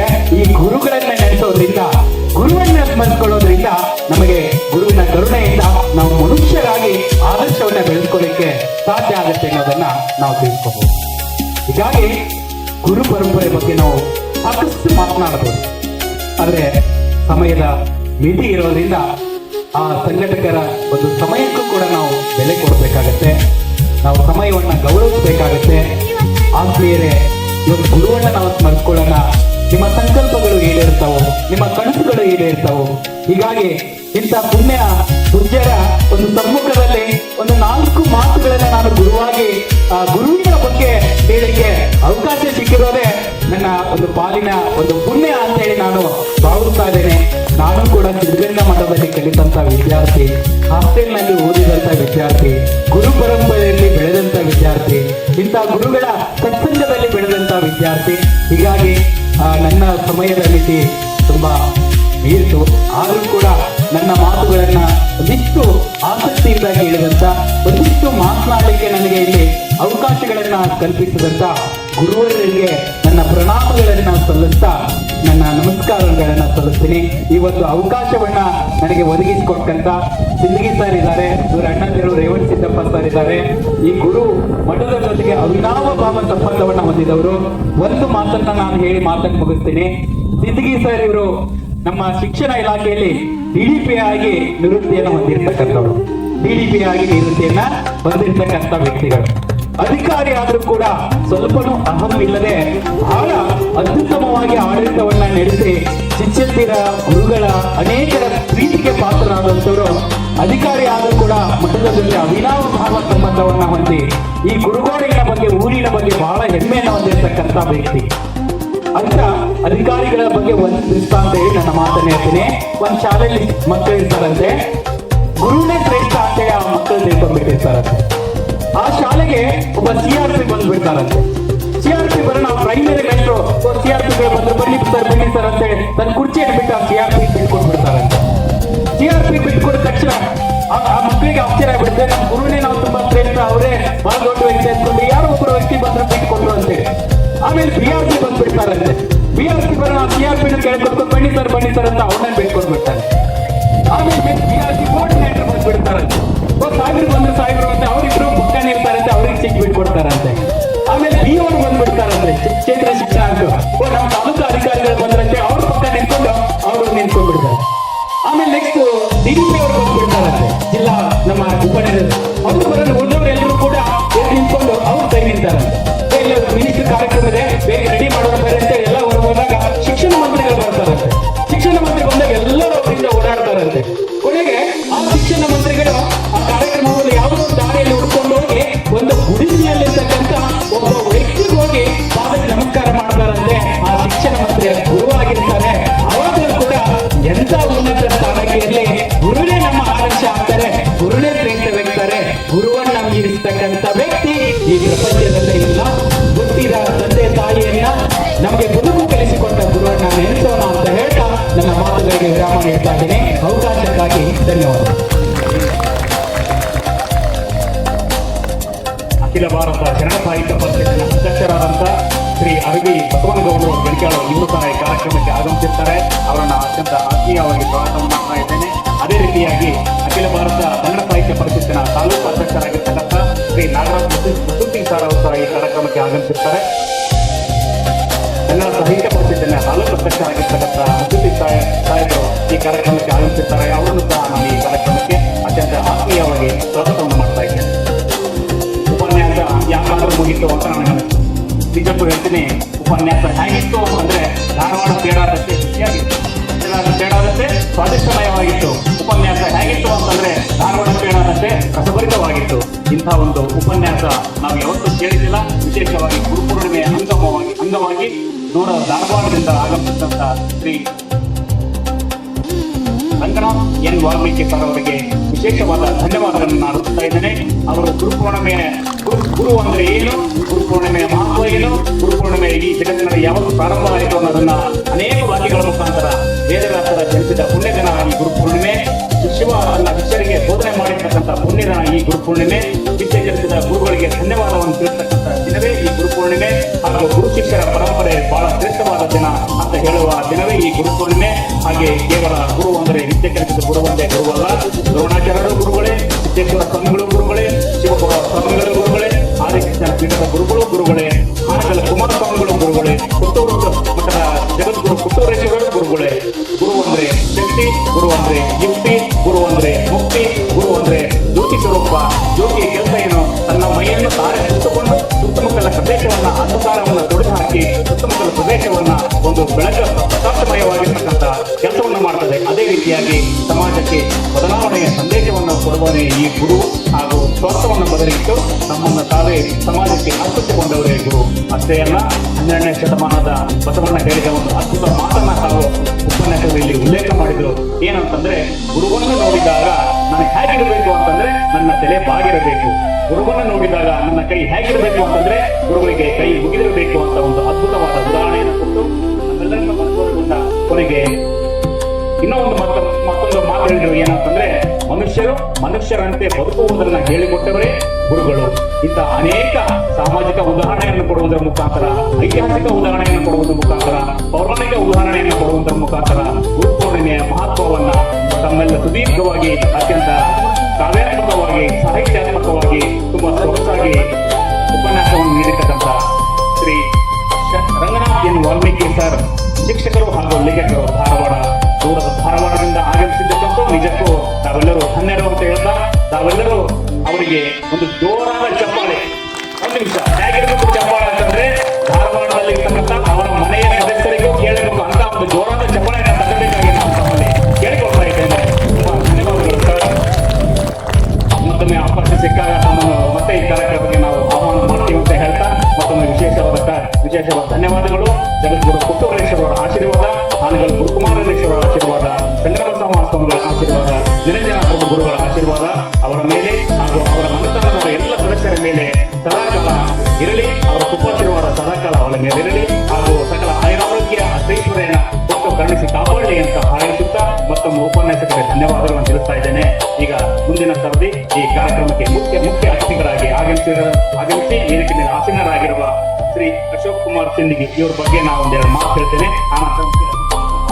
ಯಾಕೆ ಅಂತಂದ್ರೆ, ಅಶೋಕ್ ಕುಮಾರ್ ಸಿಂದಗಿ ಅವರು ನಮ್ಮ ಮಾವನವರು ಅಂತ ಹೇಳೋದಕ್ಕೆ ನಾನು ತುಂಬಾ ಸಂತೋಷ ಪಡ್ತಾ ಇದ್ದೇನೆ. ನಾವು ಅವರು ಬೀಗರಾಗ್ತೀವಿ. ಅಶೋಕ್ ಕುಮಾರ್ ಸಿಂದಗಿ ಅವರು ಶಿಕ್ಷಣ ಇಲಾಖೆಯಲ್ಲಿ ನೇಮಕ ಆರಂಭದಿಂದಲೇ ಹಂತವಾಗಿ ಉದ್ಯೋಗದಲ್ಲಿ ಬಡ್ತಿಯನ್ನು ಪಡೆದುಕೊಳ್ಳುವ ಮುಖಾಂತರ ತಮ್ಮ ಒಂದು ದಕ್ಷತೆಯನ್ನ ಕಾರ್ಯವನ್ನು ನಿರ್ವಹಣೆ ಮಾಡಿರ್ತಾರೆ. ಕೊನೆಯದಾಗಿ ಅವರು ಶಿಕ್ಷಣ ಇಲಾಖೆಯಲ್ಲಿ ಅತ್ಯಂತ ದೊಡ್ಡ ಹುದ್ದೆಯಾದ DDPI ಒಂದು ಹುದ್ದೆಯನ್ನ ಅಲಂಕಾರ ಮಾಡಿ ಬೆಳಗಾವಿ ಡಯಟ್ ಈ ಒಂದು ರಂಗದಲ್ಲಿ ತಮ್ಮ ಸೇವೆಯನ್ನ ಸಲ್ಲಿಸಿ ಈಗ ನಿವೃತ್ತಿಯನ್ನು ಹೊಂದಿ ವಿಶ್ರಾಂತ ಜೀವನವನ್ನ ನಡೆಸ್ತಾ ಇದ್ದಾರೆ ಅಂತ ಹೇಳ್ಬೋದು. ನನಗೆ ನೋಡಿದ್ರೆ ಅವರು ನಿವೃತ್ತಿ ಹೊಂದಿ ವಿಶ್ರಾಂತಿ ಜೀವನ ನಡೆಸ್ತಾ ಇದ್ದಾರೆ ಅಂತ ಅನ್ಸೋದೇ ಇಲ್ಲ. ಯಾಕಂತಂದ್ರೆ ಚಿರ ಯುವಕನಂತೆ ಯುವಕನಂತೆ ಕಾಣ್ತಾ ಇದ್ದಾರೆ. ಈಗ ತಾನೇ ಸರ್ಕಾರಿ ಕೆಲಸಕ್ಕೆ ಅಪಾಯಿಂಟ್ ಆಗಿದ್ದಾರೆ ಅನ್ನೋ ಅಂತ ಅನ್ನಿಸ್ತಾ ಇದೆ. ಒಂದು ಅದ್ಭುತವಾದ ತೇಜಸ್ಸು ಅಶೋಕ್ ಕುಮಾರ್ ಸಿಂದಗಿ ಅವರ ಮೇಲೆ. ಸಿಂದಗಿ ಅವರ ಮನೆತನ ಸಾಮಾನ್ಯವಾದ ಮನೆತನಲ್ಲ, ತುಂಬಾ ದೊಡ್ಡ ಮನೆತನ. ಆ ಮನೆತನಲ್ಲಿ ಇರ್ತಕ್ಕಂಥ ಹಿರಿಯರು ಅನೇಕ ಸಾಮಾಜಿಕ ಕಾರ್ಯಗಳನ್ನು ಮಾಡುವುದರ ಮುಖಾಂತರ ಈ ಒಂದು ಸಮಾಜಕ್ಕೆ ಮೇಲ್ಪಂಕ್ತಿಯನ್ನ ಹಾಕಿಕೊಂಡಿರ್ತಾರೆ.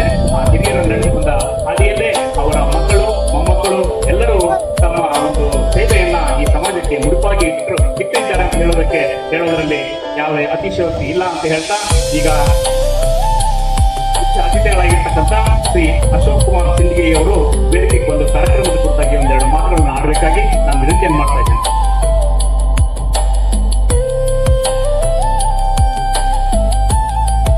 ಎಲ್ಲರಿಗೂ ಸಂಜೆಯ ನಮಸ್ಕಾರಗಳು. ಶ್ರೀ ಜಗದ್ಗುರು ಪುತ್ತೂರು ಸ್ವಾಮಿ ಮಠ ಸಂಸ್ಥಾನ ಮಠದ ಕಾರ್ಯಕ್ರಮದ ವೇದಿಕೆಯಲ್ಲಿ ಶಿವಸಂಪದ 5 ಕಾರ್ಯಕ್ರಮದ ವೇದಿಕೆ ಮೇಲೆ ಆಸೀನಾಗಿರ್ತಕ್ಕಂಥ ಸಾನ್ನಿಧ್ಯ ವಹಿಸಿರ್ತಕ್ಕಂಥ ನಿರಂಜನ ಜಗದ್ಗುರು ಸ್ವಾಮಿಗಳ ಪಾದಗಳಿಗೆ ಕ್ರಮಗಳಿಗೆ ನಮಸ್ಕರಿಸುತ್ತಾ, ಈ ಕಾರ್ಯಕ್ರಮದಲ್ಲಿ ಮುಖ್ಯ ಉಪನ್ಯಾಸಕರಾಗಿ ದೂರದ ಧಾರವಾಡದಿಂದ ಆಗಮಿಸಿರ್ತಕ್ಕಂಥ ರಂಗನಾಥ್ ವಾಲ್ಮೀಕಿ ಸರ್ ಅವರು ಗುರುತಿಸುವ ಬಗ್ಗೆ ಹೇಳಬೇಕಂದ್ರೆ ಸಾಕಷ್ಟು ವಿಷಯವನ್ನು ಗುರುಗಳ ಬಗ್ಗೆ ಇಲ್ಲಿ ಪ್ರಚುರಪಡಿಸಿದ್ದಾರೆ. ಅವರು ಧಾರವಾಡದ ಆಕಾಶವಾಣಿ ಕಲಾವಿದರು ಮತ್ತು ಧಾರವಾಡದ ಆಕಾಶವಾಣಿಯಿಂದ ಪ್ರತಿ ಸೋಮವಾರ ಚಿಂತನ ಅಂತಕ್ಕಂಥ ಕಾರ್ಯಕ್ರಮದಲ್ಲಿ ಒಂದು ವಿಷಯದ ಕುರಿತು ಚಿಂತನ ಮಂಥನ ಅಂತಕ್ಕಂಥ ಒಂದು ವಿಷಯವನ್ನು ಇಡೀ ಕರ್ನಾಟಕ ರಾಜ್ಯಾದ್ಯಂತ ಪ್ರಸಾರವಾಗ್ತಾ ಇದೆ. ಮತ್ತು ಧಾರವಾಡ ಜಿಲ್ಲೆಯಲ್ಲೇ ಅಷ್ಟೇ ಅಲ್ಲ, ಬೆಳಗಾವಿಯಲ್ಲಿ ಕೂಡ ಅವರ ಹೆಸರು ಬಹಳಷ್ಟು ಹೆಸರುವಾಸಿಯಾಗಿದೆ. ಧಾರವಾಡದ ಜಿಲ್ಲಾಧಿಕಾರಿಗಳ ಕಚೇರಿಯಲ್ಲಿ ಪ್ರತಿ ವರ್ಷ ಸುಮಾರಾಗಿ 52-53 ಜಯಂತಿಗಳನ್ನು ವಿವಿಧ ಗಣ್ಯಪರ ವ್ಯಕ್ತಿಗಳ ಜಯಂತಿಗಳನ್ನು ಮಾಡ್ತಾರೆ. ಅಂತಹ ಜಯಂತಿಗಳ ಕಾರ್ಯಕ್ರಮದಲ್ಲಿ ಮುಖ್ಯ ಉಪನ್ಯಾಸಕರಾಗಿ ಶ್ರೀಯುತವರು ಹಾಜರಿರುವುದು ಅತ್ಯಂತ ಸಂತೋಷದ ವಿಷಯ. ಮಂಜುನಾಥ್ ಅವರು, ನಮ್ಮ ಮಾವನಾಗಿದ್ದ ಮಂಜುನಾಥ್ ಅವರು ಮೊನ್ನೆ ದಿವಸ ದೂರವಾಣಿ ಕರೆ ಮಾಡಿ ಕೇಳಿದರು. ಕಳೆದ 8ನೇ ತಾರೀಕಿಗೆ ನಾನು ಮಠಕ್ಕೆ ಬಂದಂಥ ವೇಳೆಯಲ್ಲಿ ಅದರನ್ನು ಆಶೀರ್ವಾದವನ್ನು ಪಡೆಯುವ ಸಂದರ್ಭದಲ್ಲಿ ಕೂಡ ಈ ಒಂದು ಹುಣ್ಣಿಮೆ ದಿನದಂದು ಗುರು ಪೂರ್ಣಿಮೆ ಇರುವುದನ್ನು ತಾವೇ ಬರಬೇಕಂತ ಒಂದು ಆಶೀರ್ವಚನ ಮಾಡಿರುವ ಪ್ರೇರಿತವಾಗಿ ಅವರನ್ನು ಒಂದೇ ಮಾತಿಗೆ ಅವರು ನಮ್ಮ ರಮನಾಥ್ ಅವರು ಒಪ್ಪಿಕೊಂಡ್ರು. ಮತ್ತು ನಮ್ಮ ಸಹೋದರರ ಆತ್ಮೀಯ ಸ್ನೇಹಿತರಾಗಿದ್ದಾರೆ. ಇಂದು ಅವರು ನಮ್ಮ ಕಾರ್ಯಕ್ರಮಕ್ಕೆ ದೂರದ ಕಾರ್ಯಕ್ರಮಕ್ಕೆ ಇವತ್ತು ಬಹಳ ಬ್ಯುಸಿ ಇದ್ರು ಅವರು. ಆ್ಯಕ್ಚುಲಿ ಇವತ್ತು FA1 ಎಕ್ಸಾಮ್ ಇದ್ದಾವೆ. FA1 ಎಕ್ಸಾಮ್ ಅಂದರೆ ಅವರು ಸರ್ಕಾರಿ ಪ್ರೌಢಶಾಲೆಯಲ್ಲಿ ಕೆಲಸ ಮಾಡ್ತಾ ಇದ್ದಾರೆ. ಅವರಿಗೆ ಜವಾಬ್ದಾರಿ ಜಾಸ್ತಿ ಇದೆ. ಅದಾದರೂ ಕೂಡ ನಮ್ಮ ಕಡೆಗೆ ಹೋಗಲು ಬಂದಿದ್ದಾರೆ. ಅವರಿಗೆ ತುಂಬ ಬೇಗ ಗುರುಗೋಡಿನ ಜನತೆ ಪರವಾಗಿ ಧನ್ಯವಾದ ಹೇಳ್ತಾ ಇದ್ದಾರೆ. ಅದೇ ರೀತಿಯಾಗಿ ವೇದಿಕೆ ಮೇಲೆ ಆಸೀನಾಗಿರ್ತಕ್ಕಂಥ ಇಬ್ಬರು ವ್ಯಕ್ತಿಗಳು, ಒಂದು ಜಕಾಂಗಿ ಸರ್ ಅವರು, ಇನ್ನೊಬ್ಬರು ಜಾಫರ್ ಸರ್ ಅವರು.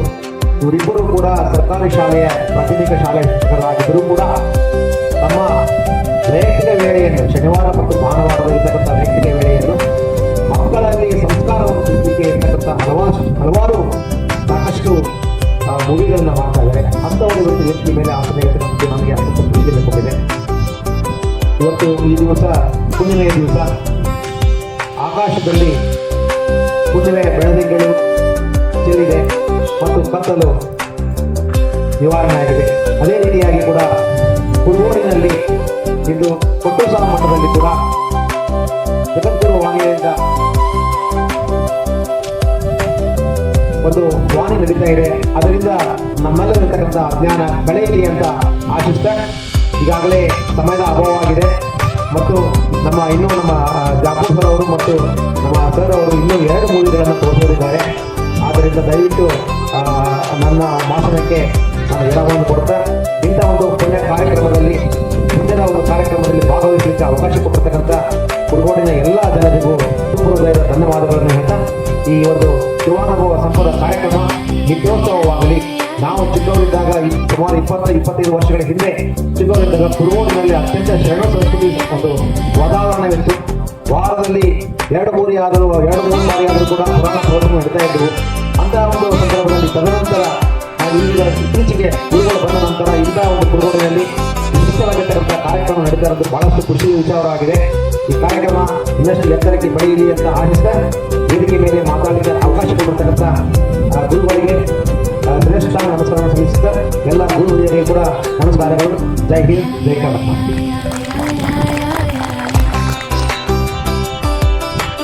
ಕಾರ್ಯಕ್ರಮದ ಕುರಿತಾಗಿ ಚಿಕ್ಕದಾಗಿ ದೊಡ್ಡದಾಗಿ ತಮ್ಮ ಗುಡಿ ಸೇವೆಯನ್ನು ಸಲ್ಲಿಸತಕ್ಕಂಥ ಮುಖ್ಯ ಅತಿಥಿಗಳಾಗಿರ್ತಕ್ಕಂಥ ಶ್ರೀ ಅಶೋಕ್ ಕುಮಾರ್ ಸಿಂಧಿಗೆ ಅವರಿಗೆ ಧನ್ಯವಾದವನ್ನು ತಿಳಿಸುತ್ತಾ ಅವರಿಗೆ ಒಂದು ಜೋರಾದ ಚಪ್ಪಾಳೆಯನ್ನು ತಟ್ಟಬೇಕಾಗಿ ನಾನು ಕೇಳಿಕೊಳ್ತಾ ಇದ್ದೇನೆ.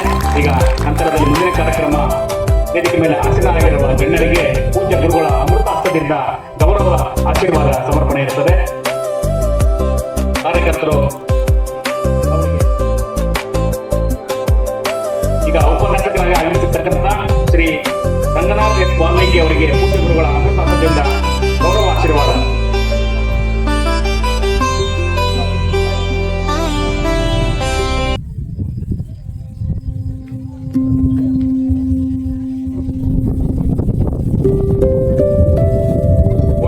ಆಶೀರ್ವಾದ, ಕೊಟ್ಟೂರೇಶ್ವರ ಆಶೀರ್ವಾದ ಹಾಗೂ ಸಂಗಮ ಸ್ವಾಮಿಗಳ ಆಶೀರ್ವಾದ ಉಪನ್ಯಾಸಕರ ಮೇಲೆ ಸದಾಕಾಲ ಇರಲಿ. ಅವರ ಕುಟುಂಬದ ಸದಸ್ಯರ ಮೇಲೆ, ಅವರ ಮನೆತನದ ಮೇಲೆ ಸಕಲ ಆಯುರಾರೋಗ್ಯ ಅಷ್ಟೈಶ್ವರ್ಯಗಳನ್ನು ಕೊಟ್ಟು ಕರುಣಿಸಿ ಕಾಪಾಡಲಿ ಎಂದು ಹಾರೈಸುತ್ತಾ, ಇನ್ನು ಹೆಚ್ಚಿನ ಉಪನ್ಯಾಸಗಳನ್ನು ಎಲ್ಲ ಕರ್ನಾಟಕದ ಎಲ್ಲ ಭಾಗದಲ್ಲಿ ಅತ್ಯಂತ ಸುದೀರ್ಘವಾಗಿ ನೀಡಲಿ ಹಾಗೂ ಸಮಾಜಕ್ಕೆ ಜ್ಞಾನವನ್ನ ಒಂದು ಜ್ಞಾನದ ಸೇವೆಯನ್ನು ಸಿಗಲಿ ಅಂತ ನಾನು ಅವರಲ್ಲಿ ತುಂಬುವುದರಿಂದ ಹಾರೈಸ್ತಾ ಇದ್ದೇನೆ. ಅದೇ ರೀತಿಯಾಗಿ ಮುಖ್ಯ ಅತಿಥಿಗಳಾಗಿ ಆಗಮಿಸಿದಂತ ಶ್ರೀ ಅಶೋಕ್ ಕುಮಾರ್ ಸಿಂದಿಗೆ ಅವರಿಗೂ ಸಹ ಪೂಜ್ಯರುಗಳ ಅಮೃತಾಸದಿಂದ ಆಶೀರ್ವಾದ, ಅವರಿಗೂ ಸಹ ಅವರ ಮನತವರ ಸಿಂದಿಗೆ ಮನತವರ ಮೇಲೆ ಆನಗಲ್ಲ ಗುರುಕುಮಾರೇಶ್ವರ ಆಶೀರ್ವಾದ, ಪುಟ್ಟೂರೇಶ್ವರ ಆಶೀರ್ವಾದ ಸದಾಕಾಲ ಇರಲಿ ಅಂತ ಹಾರೈಸುತ್ತಾ ಅವರಿಗೆ ಸುಖ ಶಾಂತಿ ಸಂಪತ್ತುಗಳನ್ನು ಕೊಟ್ಟು ಕರುಣಿಸಿ ಕಾಪಾಡಲಿ ಅಂತ ನಾನು ತಮ್ಮೆಲ್ಲರ ಪರವಾಗಿ ಅವರಲ್ಲಿ ಬೇಡಿಕೊಳ್ತಾ ಇದ್ದೇನೆ. ಸೇವೆಯನ್ನ ಸಲ್ಲಿಕೆ ಮಾಡಿದಂತ ಶ್ರೀ ಲಕ್ಷ್ಮೀ ಮಲ್ಲಿಕಾರ್ಜುನ ಆಗಲೂರು ಇವರ ಕುಟುಂಬದವರ ಮೇಲೆ ಜಗದ್ಗುರು ಪುಟ್ಟೂರೇಶ್ವರ ಆಶೀರ್ವಾದ ಸದಾಕಾಲ ಇರಲಿ, ಅವರ ಮೇಲೆ ಕೃಪಾಶೀರ್ವಾದ ಸದಾಕಾಲ ಇರಲಿ, ಅವರ ಮನತನದ ಮೇಲೆ ಸಕಲ ಆರೋಗ್ಯ ಅಷ್ಟೈಶ್ವರ್ಯವನ್ನು ಕೊಟ್ಟು ಕರುಣಿಸಿ ಕಾಪಾಡಲಿ ಎಂದು ಹಾರೈಸುತ್ತಾ ಈಗ ಈ ಒಂದು ಕಾರ್ಯಕ್ರಮ ಶುರು ಆಗಲಿಕ್ಕೆ ಮುಂಚೆ ಒಂದು ಪೂಜಕರುಗಳಿಂದ ಆಶೀರ್ವಾದ ಇರ್ತದೆ. ದಯಮಾಡಿ ಸೂತ್ರಗಳು ಚಪ್ಪಾಳೆ ತಟ್ಟಬೇಕಾಗಿ ವಿನಂತಿ. ಯಾವುದೇ ಸಭೆ ಸಮಾರಂಭಕ್ಕೆ ಮುಖ್ಯವಾಗಿ ಪೂರ್ಣ ಚಪ್ಪಾಳೆ ಸದ್ದುಗಳು. ಈ ಇಬ್ಬರ ಮೇಲೆ ಗುರು ಪುಟ್ಟೂರೇಶ್ವರ ಆಶೀರ್ವಾದ ಹಾಗೂ ಅನ್ನಗಲ್ಲ ಗುರುಕುಮಾರೇಶ್ವರ ಆಶೀರ್ವಾದ ಸದಾಕಾಲ ಇರಲಿ, ಅವರ ಮನತನದ ಮೇಲೆ ಸಕಲ ಆರೋಗ್ಯ ಅಷ್ಟೈಶ್ವರ್ಯವನ್ನು ಕೊಟ್ಟು ಕರುಣಿಸಿ ಕಾಪಾಡಲಿ ಅಂತ ದಯಮಾಡಿ ನಾವು ವೇದಿಕೆ ಕೊಡಬೇಕು. ಯಾಕೆಂತಂದ್ರೆ ಸಮಯದ ಅಭಾವ ಇದೆ, ಮುಂದೆ ಕಾರ್ಯಕ್ರಮಗಳು ಇನ್ನೂ ಇದ್ದಾವೆ, ಅದಕ್ಕೋಸ್ಕರ ಬೇಗನೆ ಬಂದು ಆಶೀರ್ವಾದ ಪಡೆಯಬೇಕಾಗಿ ವಿನಂತಿ.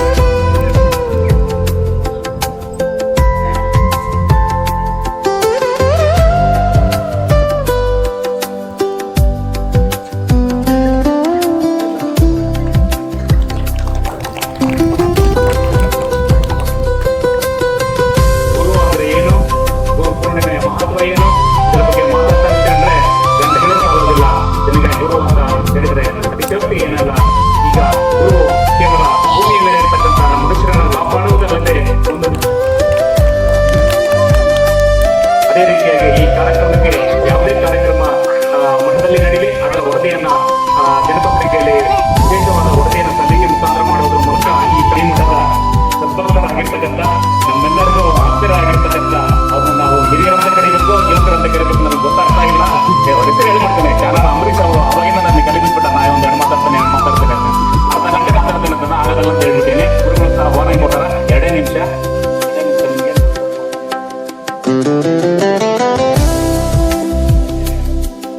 ಇವಾಗ ಸಾಲಿಗೆ ಬಂದಿದೆ, ಇಷ್ಟು ಜನ ಮಾಡ್ತಿದ್ದಾರೆ, ಒಬ್ಬರನ್ನ ಜಲ್ದಿ ಬಂದು ಪ್ರೆಸೆಂಟ್ ಆಗಿದ್ರೆ ಕೈಗೆ ಹೊಡೆದ ಗುಡಿಗೆ ಬರ್ತದೆ. ಅದಕ್ಕಾಗಿ ಇವಾಗ ಮತ್ತೊಂದು ಎಕ್ಸ್ಟ್ರಾ ಕ್ಲಾಸ್ ನಾವು ರಾಮಾಯಣ ಗೊತ್ತಿಲ್ಲ, ಮಹಾಭಾರತ ಗೊತ್ತಿಲ್ಲ, ಇವತ್ತು ನಾವು ಅಲ್ಪ ಸ್ವಲ್ಪ ನಾಗರಿಕ ಆಗಿ ಈ ಭೂಮಿ ಮೇಲೆ ಬದುಕಿವೆ ಅಂದ್ರೆ ಅಕ್ಷರ ಕಲಿಸಿದಂತ ಗುರುಗಳು, ಜ್ಞಾನ ನೀಡಿದಂತ ಗುರುಗಳು, ಅದು ನಮ್ಮ ಇಂಥ ಗುಂಪುಗಳ ತಿಂಗಳಲ್ಲಿ ಈ ಭೂಮಿ ಮೇಲೆ ಇವತ್ತು ಸ್ಮರಣೆ ಮಾಡ್ತಾ ಇದೀವಿ. ಅದು ಇವತ್ತು ನಮ್ಮ ತುಂಬು ಹುಣ್ಣಿಮೆಯ ಅರ್ಥ ಹೇಗಿದೆ ಅಂದ್ರೆ 52 ಅಕ್ಷರ ಬೇಡ, ಸಾಕು 26 ಅಕ್ಷರ ಇದೆ. ಹಾಗಾಗಿ ಅಮ್ಮ ಅವರಿಗೆ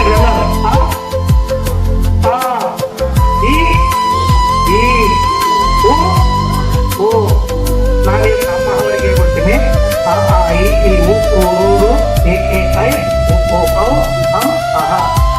ಬಹಳ ಕಲಿತಾರ. ಅವು ಇಷ್ಟು ಕಾಕಾಕಿ ಕೇಳ್ಬೇಕಂದ್ರೆ ಇನ್ನೂ ಎರಡು ಕಾರ್ಯಕ್ರಮ ಮಾಡ್ಬೇಕಾಗತ್ತೆ. ಅಮ್ಮ ಅಮ್ಮನಿಂದ ಹುಟ್ಟಿದ ಮೇಲೆ ಆನಂದ, ಅಮ್ಮ ಆನಂದ ಇಂದು ಈ ನಾಡು, ಉಸಿರು ಊರು ಋತುಮಾನ ಋಷಿ ಮುನಿಗಳಿಗೆ ಎಂದು ಏಕತೆಯು ಐಕ್ಯತೆಯು ಒಮ್ಮೆ ನೋಡು ನಿಮ್ಮ ಔತಣ. ಅಂದದ ಕನ್ನಡಕ್ಕಾಗಿ, ಅಂದದ ಸಂಪದಕ್ಕಾಗಿ ನಮ್ಮ ನಮನಗಳು ಅಹಂ. ಅಂದದ ಕನ್ನಡಕ್ಕಾಗಿ ಆನಂದ ಅಹಂ. ಧನ್ಯವಾದಗಳು. ದಯವಿಟ್ಟು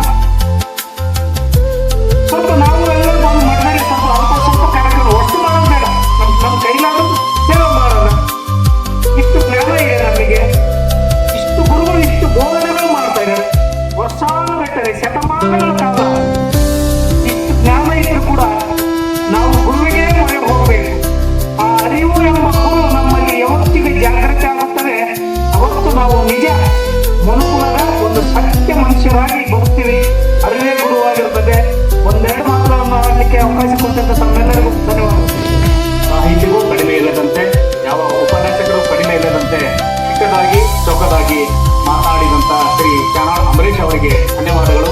ಅವರ ಮೇಲೆ ಗುರುಗಳ ಕೃಪಾಶೀರ್ವಾದ ಸದಾಕಾಲ ಇರಲಿ ಎಂದು ಹಾರೈಸುತ್ತಾ, ಗುರು ಪೂರ್ಣಿಮೆ ಅಂಗವಾಗಿ ನನ್ನ ಕೇವಲ 2 ಮಾತುಗಳು. ಗುರುಗಳ ಅಪ್ಪಣೆ ಗುರು ನಮ್ಮ ಭೂಮಿ ಮೇಲೆ ಇರತಕ್ಕಂಥ ನಮ್ಮೆಲ್ಲರನ್ನು ಕಾಪಾಡಿದರೆ ಸೌರಮಂಡಲದಲ್ಲೂ ಸಹ ಒಂದು ಗುರು ಅನ್ನೋ ಹೆಸರಿನ ಗ್ರಹ ಇದೆ. ಅದು ತಮಗೆಲ್ಲರಿಗೂ ಗೊತ್ತಿರುವ ವಿಚಾರ. ಈ ಗುರು ಅನ್ನೋ ಗ್ರಹ ಏನ್ ಮಾಡ್ತದೆ ಅಂತಂದ್ರೆ, ಭೂಮಿಗೆ ಸೌರಮಂಡಲದಲ್ಲಿ ಅನೇಕ ಚಿತ್ರಕಾರಿ ಸಂಗೀತಗಳು ನಡೀತಾ ಇರ್ತವೆ. ಅದು ನಮ್ಮ ಗಮನಕ್ಕೆ ಬಂದಿರುವುದಿಲ್ಲ. ಏನಂತಂದ್ರೆ, ಆಕಾಶಕಾಯ ಸೌರಮಂಡಲದಲ್ಲಿ ಅನೇಕ ಕೆಟ್ಟ ಕ್ಷುದ್ರಗ್ರಹಗಳು, ಕೆಟ್ಟ ಉಲ್ಕೆಗಳು, ಕೆಟ್ಟ ಧೂಮಕೇತುಗಳು ಹಾಗೂ ಕೆಟ್ಟ ಗ್ರಹಗಳು ಇಡೀ ಭೂಮಿಗೆ ಬಂದು ಅಪ್ಪಳಿಸುವ ಸಂಭವ ಇರ್ತದೆ. ಆಗ ಭೂಮಿಗೆ ಅಪಾಯವಾಗ್ತಕ್ಕಂತ ಸಂಭವವೂ ಸಹ ಇರ್ತದೆ. ಹಾಗಾಗಿ ಈ ಗುರು ಅನ್ನೋ ಗ್ರಹದ ಕೆಲಸ ಏನು ಅಂತಂದ್ರೆ, ಭೂಮಿಗಿಂತಲೂ ಅತಿ ಹೆಚ್ಚಿನ ಗುರುತ್ವಾಕರ್ಷಣ ಬಲವನ್ನು ಹೊಂದಿರತಕ್ಕಂಥ ಈ ಗುರುಗ್ರಹ ಏನ್ ಮಾಡ್ತದೆ, ಆ ಎಲ್ಲಾ ಕೆಟ್ಟ ಉಲ್ಕೆಗಳನ್ನ, ಕೆಟ್ಟ ಕ್ಷುದ್ರ ಗ್ರಹಗಳನ್ನ, ಕೆಟ್ಟ ಧೂಮಕೇತುಗಳನ್ನ, ಭೂಮಿಗಿಂತಲೂ ಹೆಚ್ಚು ಗುರುತ್ವಾಕರ್ಷಣೆ ಹೊಂದಿರುವ ಈ ಗುರು ಅನ್ನುವ ಗ್ರಹ ತನ್ನತ್ತ ಸೆಳೆದುಕೊಂಡು ಭೂಮಿಗೆ ಆಗ್ತಕ್ಕಂಥ ಒಂದು ಅಪಾಯವನ್ನು ತಡಿತದೆ ಅಂತಕ್ಕಂಥ ಒಂದು ಸಂಗತಿಯನ್ನ ನಾನಿಲ್ಲಿ ತಮಗೆ ಹೇಳ್ತಾ ಇದ್ದೇನೆ. ಭೂಮಿಯ ಮೇಲೆ ಮಾತ್ರವಲ್ಲ, ಗುರು ಅನ್ನುವ ಈ ಮಹಾಗುರು ಭೂಮಿಯ ಮೇಲೆ ಇರುವ ನಮ್ಮೆಲ್ಲರನ್ನು ಕಾಪಾಡುವುದೊಂದೇ ಅಲ್ಲದೆ ಸೌರಮಂಡಲದಲ್ಲಿಯೂ ಸಹ ಗುರು ಅನ್ನೋ ಹೆಸರಿನ ಒಂದು ದೊಡ್ಡ ಗ್ರಹ ಭೂಮಿಯನ್ನು ಹಾಗೂ ಭೂಮಿಯ ಮೇಲಿರ್ತಕ್ಕಂಥ ಎಲ್ಲ ಸಕಲ ಜೀವರಾಶಿಗಳನ್ನು ಕಾಪಾಡ್ತಕ್ಕಂಥ ಕೆಲಸವನ್ನು ಮಾಡ್ತಾ ಇದೆ ಅಂತ ಹೇಳ್ತಾ ಈ ಒಂದು ಸಂಗತಿಯನ್ನ ತಮ್ಮ ಧನ್ಯವಾದಗಳನ್ನು ತಿಳಿಸ್ತಾ, ಈಗ ಪೂಜ ಗುರುಗಳಿಂದ ಆಶೀರ್ವಚನ ಇರ್ತದೆ. ತಾವೆಲ್ಲರೂ ಶಾಂತಿ ರೀತಿಯಲ್ಲಿ ಕೊಟ್ಟುಕೊಂಡು ಆಶೀರ್ವಚನವನ್ನು ಆಲಿಸಿ ಅವರ ಕೃಪೆಗೆ ಪಾತ್ರರಾಗಬೇಕಾಗಿ ವಿನಂತಿ. ಜೋರಾಗಿ ಬರಲಿ ಬೇಕಾದ ಗುರುಪೌರ್ಣಿಮೆ ಐತಿ, ನೀವು ಹಾ ಹಾ ಹಾ ಹೀಗೆ ಮಾಡಕತ್ತೀರಿ. ಜೋರಾಗಿ ಜೈಕಾರ ಜಗಜ್ಯೋತಿ ಬಸವೇಶ್ವರ ಮಹಾರಾಜ ಕಿ, ಆನಗಲ್ಲ ಗುರುಕುಮಾರೇಶ್ವರ ಮಹಾರಾಜ ಕಿ, ಜಗದ್ಗುರು ಕೊಟ್ಟೂರೇಶ್ವರ ಮಹಾರಾಜ ಕಿ, ಜಗದ್ಗುರು ಸಂಗನ ಬಸವೇಶ್ವರ ಮಹಾರಾಜ ಕಿ, ದೊಡ್ಡ ಬಸವೇಶ್ವರ ಮಹಾರಾಜ ಕಿ, ನೀಲಮ್ಮ ತಾಯಿ ಮಾತಾ ಕಿ, ಕೊಟ್ಟೂರು ಬಸವಲಿಂಗೇಶ್ವರ ಮಹಾರಾಜ ಕಿ, ಇಷ್ಟೇಳಿದ್ರು ಸುಮ್ಮನೆ ಕುಂತವ್ರ ಮಹಾರಾಜ ಕಿ. ಹಂಗೆ ನಿಮ್ ಜೈ ಅನ್ನಿಸ್ಕೊಂತ ಅಮಿತಾಬಚ್ಚನ್ ಮಾಡ್ಕೊಂಡು ಜೈನೇ ಲಕ್ಷದಾಗಿರ್ಲಿ. ನಿಮ್ದೆಲ್ಲ ಚಿಂತೆ ಆಗ್ಬಿಟ್ಟಂತ 9 ಆಗೈತಿ, ಯಾವಾಗ ಮುಗಿಬಿಟ್ಟೆ 1 ಆಗೈತೆ. ಎಷ್ಟು ಬಂಗಾರ, ಎಷ್ಟು ಬಂಗಾರ ಇಟ್ಟಿದ್ರು, ಎಷ್ಟು ಕೆಜಿ ಬೆಳ್ಳಿ ಇಟ್ಟಿದ್ರು ಮನ್ಯಾಗ, ಜನ ಮನೆಗೆ ಹೋಗ್ಬೇಕಂತ ಕಾಯಕತ್ತೀರಿ. ಆ ಗುರುಪೌರ್ಣಿಮೆ ದಿನ ಕೊಟ್ಟೂರೇಶ್ವರ ಮಠಕ್ಕೆ ಬಂದಿರಲ್ಲ, ನಿಮ್ಮ ಬಂಗಾರಗಳು ಅಲ್ಲಿ ಹೆಚ್ಚಾಗಿ ಒಬ್ಬರು ಕಡಿಮೆ ನಮಗೆ ಕನ್ನಡ ಹೋಗ್ಬಾರ್ದು. ಅದು ತಿಳಿದಿರೋದು. ಓಂ ಶ್ರೀ ಗುರು ಬಸವಲಿಂಗಾಯ ನಮಃ.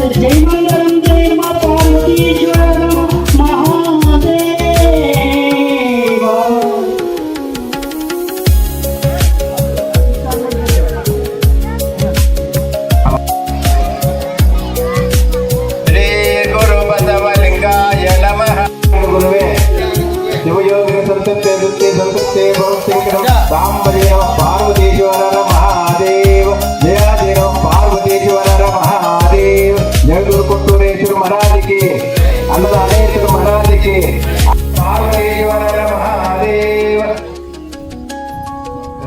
ಯಾರು ಕೆಟ್ಟಬಾರದು.